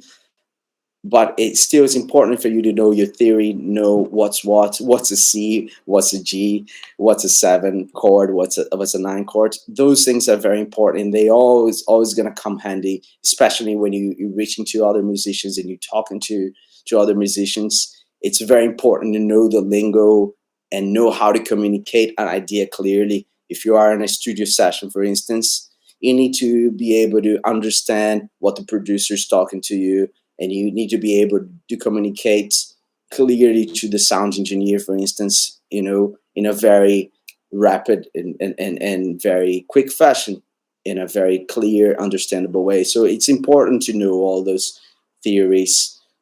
Like I said, not necessarily just traditional music, but also non-traditional, what's happening nowadays, and how to communicate that. So updating yourself, it's an important thing. And through my experience, as we're doing here today, networking, I see it's another very important aspect of music, and being able to network and connect with people. And as cliche as it sounds, those who are not seen are not remembered, essentially, you know. So you need to be out there. You need to be showing your face. You need to, as much as possible, show support to your friends, to your local bands, go to gigs, just be there, you know, be there, go to their gigs. And so they know, just, you know, you might not be playing, you might not have anything to do with the event at all, but just be there, make sure they see you, like, hey, you came here. And that goes a long way. It goes a long way. Whenever it's your turn to make your own events, people will appreciate that, and people will come to that. People, when it's your turn for you to be selling music, and people will remember that you're the person that were there 2 years ago, a year ago, supporting one event or not. And just really networking with people, getting to know people like we were doing nowadays, showing our faces, exchanging our experiences, is a very important part of music, because it's a very communal type of industry. You know, it's all about who you know. It's all about all your connections and how you relate to people, you know. So I would say it's a very important part of as well. And within networking, collaborating as well, collaborating with people, I find that it's a powerful tool, especially nowadays music, because just the way music is created and the possibilities of being online and being able to collaborate with people all over the world, really. And once again, being open-minded about collaborations, because we might think, okay, I'm a producer, I'm going to collaborate with, I know, a rapper from London. Okay, I'm going to reach them out. But it's not only restricted to that, you know, you could be reaching out people online and checking them online and reach out to them directly and say, hey, I have this or that. And not only artists, we can collaborate with other people in the industry. You can reach out to a sound engineer and say, look, I have a beat. Could you listen to my beat and give me your feedback? What do you think? And you can get that. Could we collaborate on a track that, you know, I might make the beat and you might do the mix?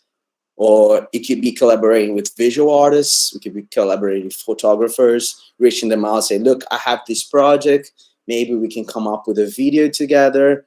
Maybe we can come up with a photo shoot for the launch, for the release. So it's important as well when you're thinking about collaborating to broaden our horizons and of all the people that we can collaborate with, not only artists, but everyone in the industry, you know, sound engineers, producers, visual artists, photographers, and the list goes on and those will go on as well.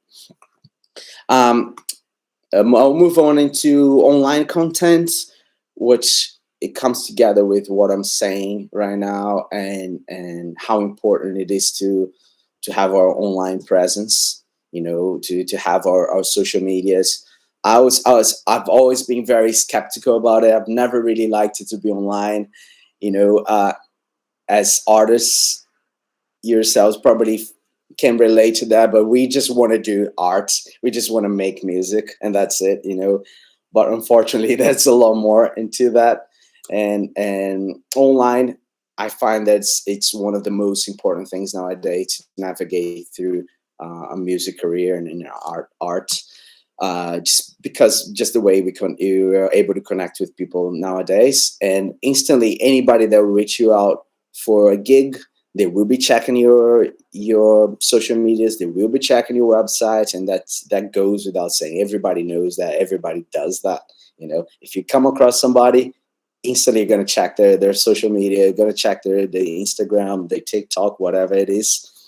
So it's very important for us to develop that and make ourselves present and consistent on our social media interactions and really create real connections with people and not only be there, but actually, you know, reach out to people on a personal level, send them your releases to your friends on a personal level, not in a spammy sort of way.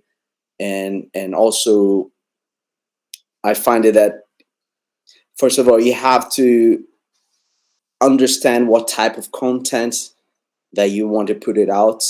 You know, what are you representing? What is your product? As thinking about it in a marketing way, you have to think not only about art, but as a product, what are we selling and how do you want to sell? How do you want people to perceive us when they come across our art? So it's a very important. What sort of aesthetics do you want? Am I a selling artist that's trying to sell an image of a modern urban black man, or do I want to try to do a more romantic indie sort of vibe? Am I selling a very traditional cultural? Maybe I'm an Indian artist that want to put up Punjabi art, or you know, sell a different type of music. And you have to be aware of what do you want to come across and how do you want to show this aesthetically, you know, and just be consistent into that. And just really, when it comes to online, I find that reaching out people on a personal level, it's the way to go. And you know, I say that because when I first started and I created my Facebook page, I was very skeptical about sharing my personal life. I wanted just to share music and put out my music content and just show gigs, where am I playing, and promote and advertising what I'm doing. But I found that people really are after you in a personal level, and people really value you being personal and you showing up yourself. You know, who are you as a person? Who are you as an artist? So that, I think, has a lot more value, and people can relate to you in a lot wider way, because people can relate to you as a person, not only as a person that's trying to sell them, as try to sell music or try to sell content. So I think it's a very important way to navigate through social media, just being personal and reaching out people to a personal level. I find that this is what makes you stand out. As we know nowadays, it's a very crowded market. And if you try to be whatever you try to do, there will be at least 100 people that are way better than you doing that all over the world. So a way to navigate that is really show yourself. Really, each and every one of theirs that I can see in this room here right now has their own individual talents, their individual skills, and that, you know, that it can be used for people to relate to us and people to reach us and connect with us through that. So when doing when doing our online presence, and keep that in mind always. I find it, at least for me, I find that's a better way to navigate that. And let's see, I'm just gonna be aware of the time here. I'm kind of lost on the time. We have maybe 5 minutes and then we open up for questions. Something like that, if everyone's happy with that. That's absolutely fine, man. Cool.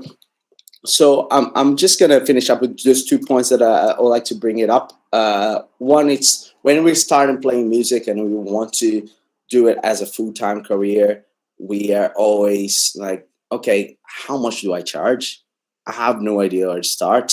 Like, I'm a beginner. I cannot ask for a full price because of this and that. I want to build up experience, and we might find ourselves even doing a lot of free gigs and working for free, which is understandable when you want to build your experience. But it definitely shouldn't be the way to go, and you should try to reach for paid gigs whenever possible. It is your job, and it adds value to you as a person. So try to avoid as much as possible people that want to make you work for free, because that means they don't value. Even if it's a symbolic fee, that would add value to you, and this person, you know that, you know, there's a value to what you do, and recognizing that, it's a very important thing. So how much to charge, how to get that, how do I know to get the fee?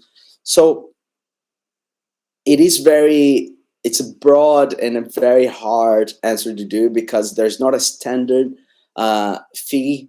You know, you could be charging 2 different events for the same type of product, but have 2 completely different prices. And if that would come along with experience, but I would say just get quotes for other similar performers artists, and just ask people really, and see somebody that's been doing what you do, and reach out to them, say, hey, how much do you charge for doing something like that? And that will give you a notion straight up, like how much they're charging, and you can charge similar prices. Try not to undercut anybody and try to name a price really low. That's a very bad thing to do for the industry, for the scene, because, you know, that brings the price down for everyone. If somebody's charging 300 and you're charging 150, now it becomes a problem, because we're trying to reach out people. They want to pay less. Obviously, anyone who's hired is trying to pay less. So just find out that way, or you can get quotes as well. You don't have to be asking people directly. If you feel a bit shy about asking people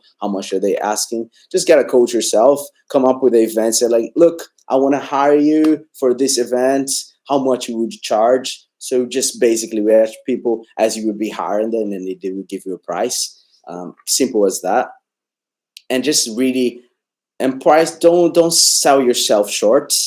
Don't be afraid. I believe when we're starting, it's very easy to fall into this trap of like, undervalue ourselves because of the lack of experience. But don't be afraid to name your price, and just keep in mind that you are not doing them a favor. Somebody who is hiring you, you're not doing a favor. They need you, and they're reaching out because they need you. Then what your projects. So name your price, and don't be shy about asking price. And you can always try to negotiate them. Name your price, and then you can then negotiate with them. You can always tell them, look, if that's not within your budget, we can talk about it. Maybe you can try to do a cheaper price, but try to reach for a regular performance, maybe a residency. So that would work well for as well. Or you can also, there's a lot of information on PRS for music if you are within the UK. I believe everybody's here is within the UK. But if you reach out to PRS for music, there's a lot of it's such a nice organization that would have even like standard fees for performance musicians and weddings and platforms. So it's also a good tool if you're looking for getting some sort of a idea of how much a price would cost for a gig or something like that. And always when it comes to charging, just show yourself as being a professional. Just this is what will determine if someone will hire you or not. It's whether they can feel you can deliver that professionally or not. So always be professional. And then we might ask what it means to be a professional musician, and which is a very important aspect of it. And I would like to finish up with for us to think what it is to become a professional musician. Does it mean to simply earn money out of music, or does it mean to be making a living out of music? Yes, I suppose by definition, that's right to say that by being professional, you need to be making money out of it. Yes, absolutely. But there's more to it as well. I know so-called professional musicians that live off music and make a living off music, but don't handle themselves as a professional musician, So there's more to it just money, which is how you present yourself. It is how do you dress to the occasion? If you're doing a wedding gig, you have to dress a certain way. You're not going to show up in your joggers and your Adidas onesie. That's not where we're going here. So it's just really dressing up to the occasion. Or if you're doing a bar gig, there's no point in using a three-piece tuxedo or a formal dress with a big silhouette. That's not what we're going for. So it's really dressing and present yourself proper, showing up on time. If you being ethical, just honor your word. And if somebody say like, hey, there's a gig on this date, make sure you're there on time. Make sure you're promoting the gig. Make sure everybody knows. Make sure your bands, everyone to work with it knows, and everyone's on the same page. Know your stuff. Be tight. Be sharp.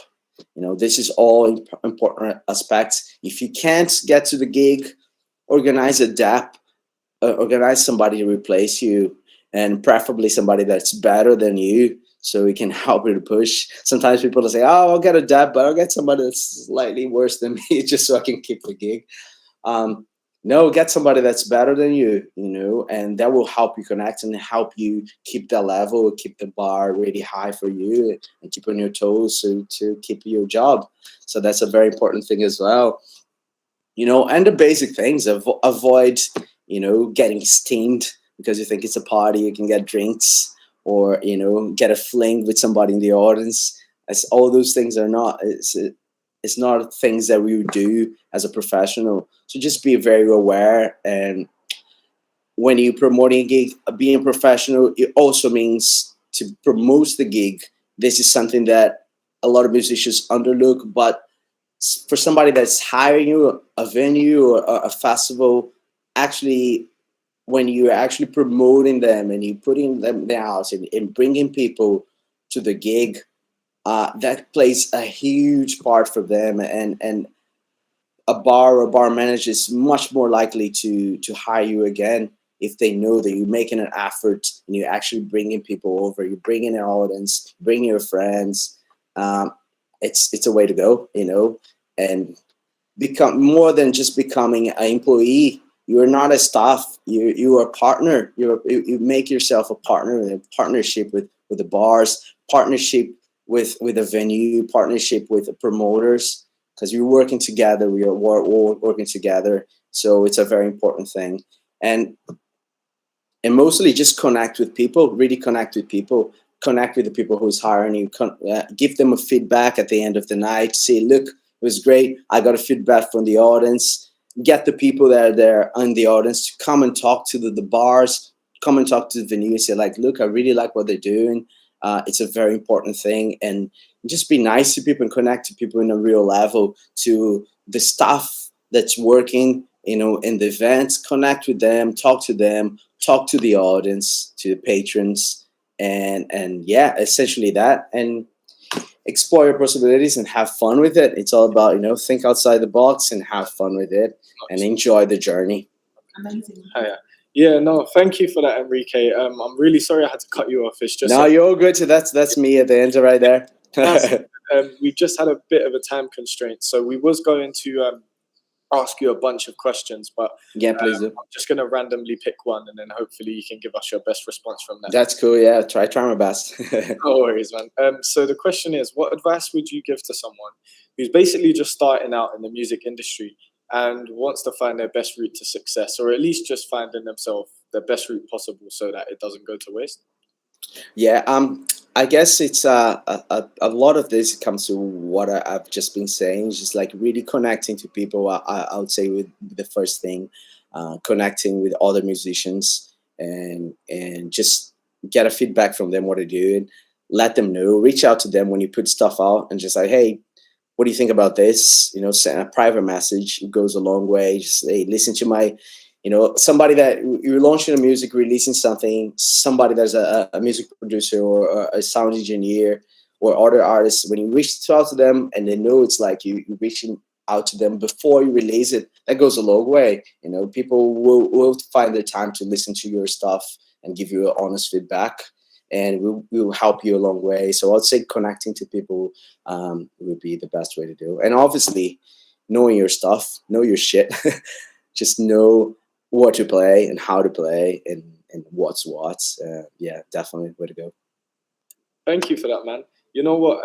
I just want to wrap it up and say thank you for actually taking part, because it seems like you have so much experience from so many different areas, you know, and going all around the world and, you know, chasing your musical aspirations. It's quite interesting to hear from you. So I just want to say thank you on behalf of all of us for taking part.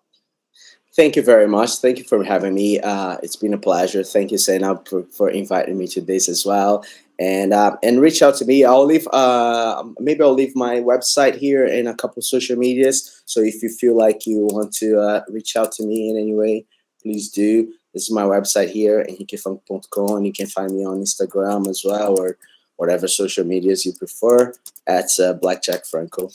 Okay. Can I just say, it's so crazy how when we found out that you were coming to speak, I actually realized that I had been following you on Instagram from before. Oh, and I was no like, way. oh my goodness, oh wow, it's Henrique. And I was so excited That's for you amazing. to come on. Yeah, because I've been like keeping up and stuff. So yeah, I'm really happy that you came. That's great. That's great. From this. I would love to hear some of your stuff more, Tasha. So reach me out and hit out to me whenever you get your stuff ready as well. I'd love to hear. Yeah, definitely. I will. Thanks for that. Thank you. Nice one, guys. So Thank much. you so much. Cheers. Bless up, guys. I'll see you next time. Definitely. Take care. Bye-bye. Bye. Cheers. Thank you. Next up speaking, we've got Autumn. Is she on here? Hi, hello. Hi everyone. How are If you you? take it away and start. Oh, I'm a little bit nervous, guys, so forgive me if I jump over Don't be my nervous. words. It's all right. Really eager to hear what you got to say, so go right ahead. Oh, okay. So for those who don't know me, my name is Autumn X, and I am a singer-songwriter.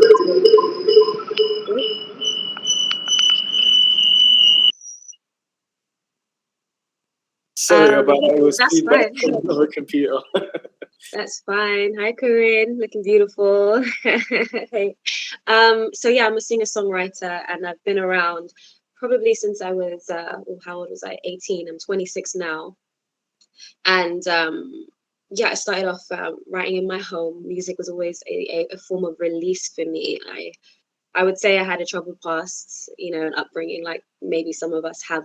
And music was a way out, a way for me to express. And I actually didn't know that I could sing until in fact, I thought everyone could sing. And it was just a normal thing. So I didn't put too much weight on it until people started to isolate my abilities. And yeah, it's something that I naturally went into.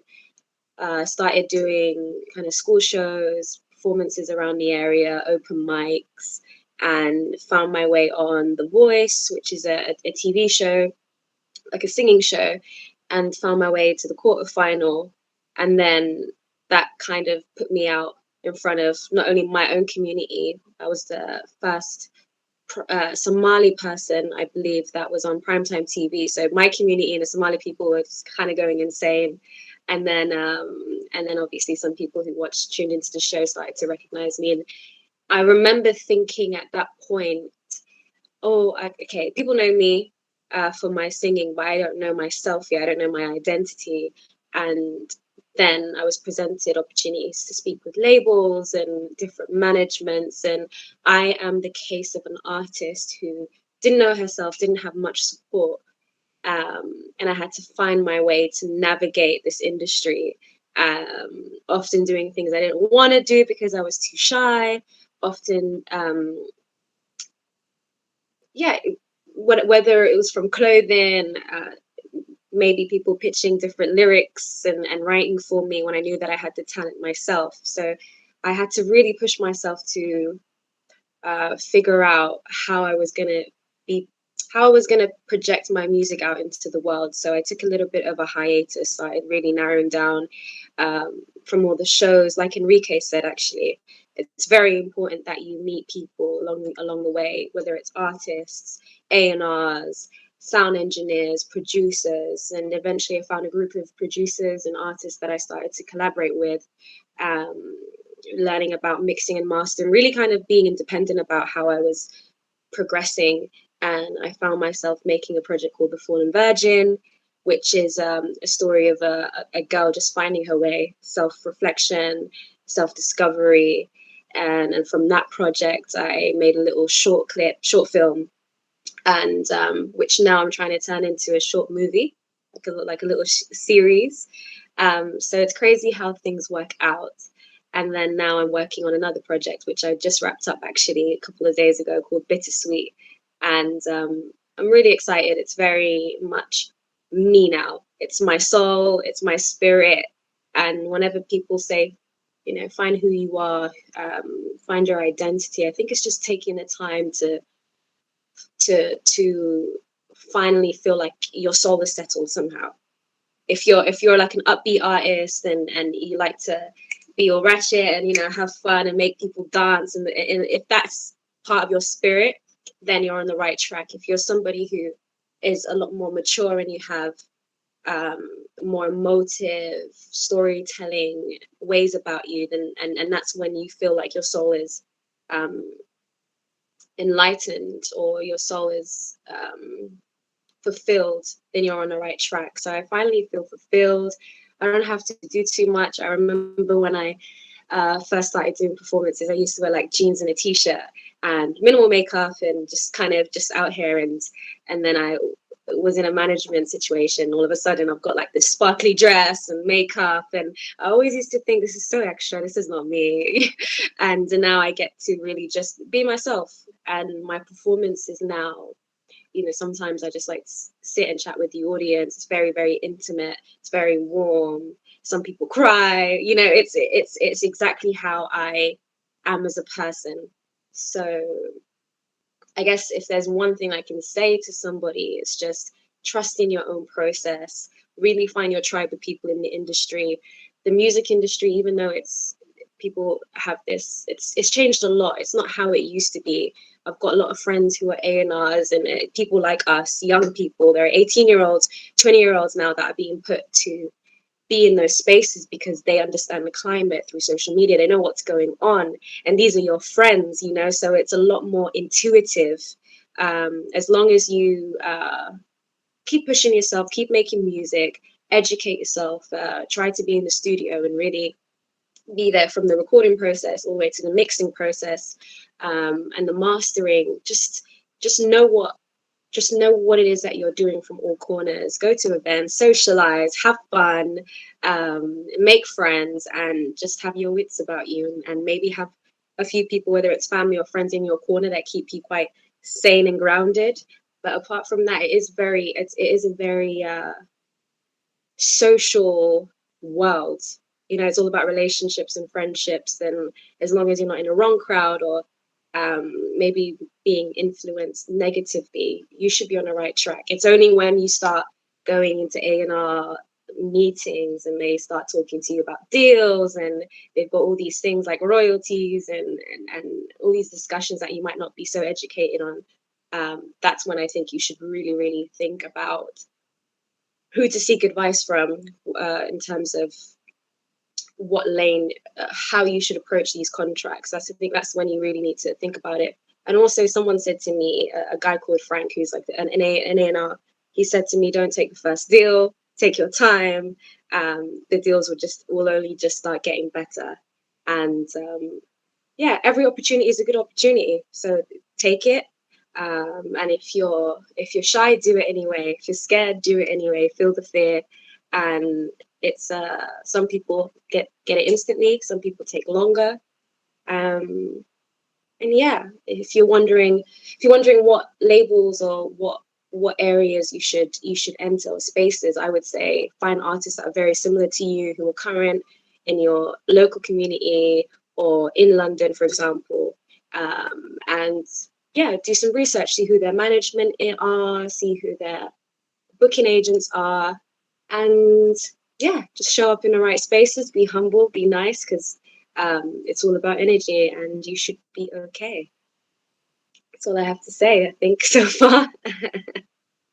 No, that's been wicked. Thank you so much for what you've just spoken about. I have a question as well that I wanted to just kick it off with and see what you think. Yeah. Obviously, I'm someone who makes my own music in my spare time as well. And so I'll be honest, like almost everything you said, I resonate with completely, just the whole idea of, you might be good at music, but you got to put your identity into it. And it's so, it can be so difficult to be like, right, I know I'm good at what I do, but how do I put me into it and not be this or not be that? And the real question I have for you is like, sort of along those lines of, how do you make sure that you have a faithful fan base that understands who you are as an artist? Like, if you have any advice for that. A faithful audience. So I'm someone of trial and error. I've had peaks, lows, and so I share my experience. Not that I've perfected it, but from what I've learned, I think you should always somewhat isolate your identity, or maybe not the right word, protect your identity. So, for example, there were times when it's so funny because the music I'm making now reminds me of when I first started making music, and then along the way I kind of lost my way. But I remember I would be in the studio and I was having fun with friends. That's what we did for fun, and we kept it safe. We didn't let any outside influences change that. And that same thing applies to your fan base. When you first start putting your music out there, just keep that same formula and just keep growing. Put that song out there, communicate with them, get to know all of them. I have different groups as well. I've got groups of people that first started to follow me even like 7-8 years ago, and we kind of touch base and see how everyone is doing. Anyone who's made like a fan page, I make sure I always reach out, and that we chat, and yeah, give the people what they want. Give the people what they want. They came on board because of your talent, and I know consistency can be hard at first, but just try to be consistent. Update them, and be as raw as you are. For example, now the beginning, and keep that. Don't ever lose it. Don't ever lose that. Don't ever change the way that you first connected with them, because then you're defeating the purpose, right? You're changing before their eyes, and people are very sensitive to that. So yeah, stay true to what got you there to begin with. Thank you so much for answering that. I actually really appreciate that. I think Tasha's got a question for you. Hey, Tash. Hi. I actually learned a lot from that. I do make music myself, and I just wanted to ask, what are some of the things that you would say to an aspiring artist when starting out? Like some of the expectations, like for them just starting out. Like, what would you say? Okay, like this is what to expect, and like how would you deal with them? Okay. I would say focus first on the music. That's the most important part. If you have 4 or 5 songs that you believe in, even if they're demos, make sure that you have something that you're proud of. Maybe find a way to just save a little bit and make some images to go along with your music, and then that's like the foundation, right? You have your identity, you have your sound, and then I would say there are loads of places where you can go and perform in your local, in your city, where everyone really is at, because it's a small world, it's a small industry. For example, in London, there's a place called the Troy Bar. So if you've got soulful voice, go there on Tuesdays, find a way to get on stage, because they've got like an open mic, and they've got beautiful band members there. And I swear to God, like in the audience, because it's taken me a lot longer and I've matured into the industry, but I pretty much know a lot of people, a lot of artists that are very successful now that you might know of, producers, drummers that, for example, there are drummers that perform there that go and do Dua Lipa concerts when, so they do that, and they're resident there when they're not, going on tour. So just go find your way on stage, see how people receive you, and keep growing. Every time that you put yourself out there is a time that you can meet people. And I said this again, Henrique said it earlier, it's really about who you know. So have your music ready, because I think one thing I learned is before I was ready, I'd put myself out there, and then it's like I have to like hold this relationship until I'm ready to present them with something. And sometimes it's worked out, but generally have your stuff and put yourself out there, and the two and two go well together. Okay, cool. Thank you very much for answering that. You're welcome. I have a question. How would you summarize your experience on The Voice? Ooh. So before I did that, I didn't do anything so public or facing or so big. So it was like mixed emotions. A lot of it was exciting, obviously. It was a massive opportunity. I was very grateful. It really boosted my confidence. It also knocked my confidence a lot too, because not everyone's going to like you in terms of the general public. Not everyone's going to, they might have other favorites. So, and at that time, social media I'm still young, so social media was very much active. So I remember people making comments, especially from my community, and because they weren't used to having like a Somali woman perform and wear short dresses and be an artist like that in the UK at least. So I had to really experience all of it, the good, the bad, the ugly. Obviously I didn't win. I got to the quarterfinals, so you always go in to win. But I would say it's definitely something that pushed me beyond my limits. Like I said, I grew up in a refugee household. So my family came from Somalia, single mom. I'm the eldest of 5 children. So all I knew was just being in Southeast London and just helping my mom with the kids. And music was just like this wild dream.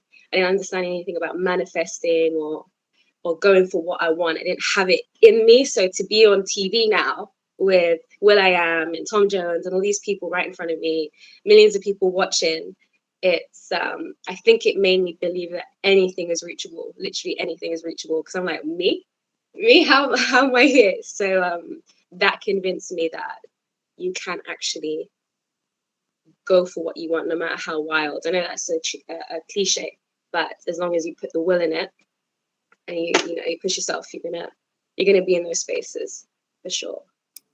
Thank you. One more. What would you say you took from being on The Voice? Would you say like you took something good from it, or? Yeah. Generally, all round, all positive. What I took from it is it's really important to know who you are, know your sound. I remember, at the beginning, I was choosing songs for myself. In the end, they were pitching songs for you. And sometimes, I know a lot of you are singers or rappers or artists, and I have had then a bit more of a mezzo soprano, kind of a higher range, mid-range, and then I would be pitched a song, and let's say a man sang it, and then the octaves are so low, too low for my register. I didn't have the confidence to say, oh, can we, to the band and to whoever the producers were, hey, can I lift this up a little bit? It's not very complimentary to my voice. So, and then later on, a few people from the show, there was this one guy in particular, this guy called Emmanuel Nwamdi, and he said, oh yeah, he was much older, and he was like, oh yeah, they tried to give me this song in this octave, and I just told him put it back up. And I remember thinking, oh wow, you really, really protect your craft, protect your voice, protect how you're, just protect your talent. Make sure that you're comfortable 100%, and it's your shot, really. It's your shot to be out in the world and make sure that you're as happy with how you're presenting yourself as possible. Yeah. Thank you for answering that. Yay. I've got another question for you. That's all right. So. Yeah, I just wanted to ask, did you ever sort of find yourself like dabbling in different genres before you found where you was like most comfortable? Yeah. So interestingly enough, the Fallen Virgin, which was the previous project that now is shifting into a short series, that project is very personal because it's it touches a lot of sensitive subjects about being a refugee kid and just life. It's very deep, and because some songs are, for example, very angry, I would experiment into more of the rock world. So like very harsh drums, harsh guitars, very experimental. That project is very experimental till this day. But then when it comes to me as a songwriter and just how I express myself on a day-to-day, it's very soulful, it's very chill, it's very relaxed. So yeah, I found myself experimenting based on how I feel. And I feel like it is very, very healthy to do that, as long as there's a thread of you in between. So my thread was always my writing. My writing's always been very similar, similar styles, how I express myself, my wordplay, all of that kind of stuff. It kind of joins everything together. But in terms of sound, sonically, yeah, I have. Okay, thank you for answering that. Would you like to perform something for us, like your song on Spotify? Is it called Utopia? All right, sure. Thank you. All right, I'll just do a cappella for you guys. Yeah. Brilliant. Thank you so much. No worries. Okay.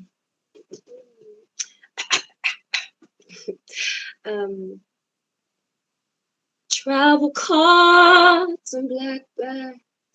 Mama told her not to come back. Now she's crying while she's 5 months down the line.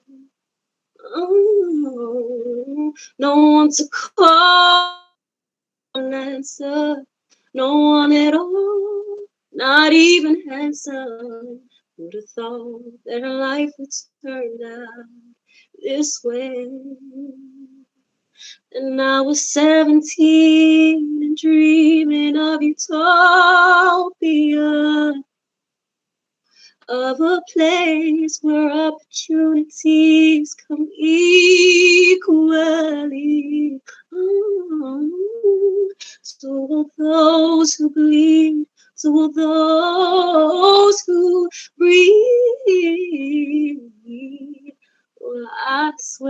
I pray each day this world becomes a better place to be. And it starts with you.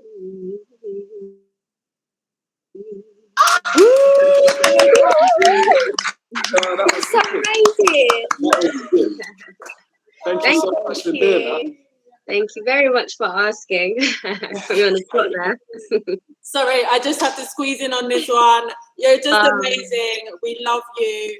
And we're just so happy to have you here with us. And you're just such an inspiration to all of these young people. You know, this is why we're here. This is what we do, to inspire, to love music, to love who we are as people. And we're just so honoured to have you here with us today. So thank you so much. Well done. Thank you so much, guys. And I just want to say, I'll keep you guys in the loop. But like I said, bittersweet. The project is wrapped up now, so I'm about to go and do all the meetings and try and get the best deal possible. And fingers crossed for this month. I'm very, very confident about it. Very, very excited. And I'll bring you guys along the journey. And if I can even give you further advice, I will be happy to at a later date. Thank you so much. Good luck, everyone. Thank you. Bye. Bye. I'm going to leave you guys to wrap up. Okie dokie, people. So, I believe we don't actually have anybody else who is going to be on this seminar. And what that means is the seminar is now done, but it also means all the seminars are now done, which also means we're finally done with this, which is upsetting. But I do hope that everyone has actually genuinely enjoyed it. Like, I've really enjoyed it. I didn't want you guys to think that you was only here for your weekend for no reason. You know, like, this information should have been enjoyable, informative, entertaining, and should, you know, hope that with the prospects you guys have got for the future, that actually do help you, you know. But I'm not going to hold you guys any longer. I just want to say genuinely thank you for taking part. And good job, seminar team, leaders. You know, you've done an amazing job. And, you know, give yourselves, the whole team, a round of applause. And everybody else for supporting. Yeah, thanks for coming, guys. MSFDN are honoured to have backed this. So, good job, guys. Thanks, guys. Take care, All right, guys. guys. Take it easy. Enjoy the rest of your weekend. You can now have your weekend to yourself. What's left of it. Bye.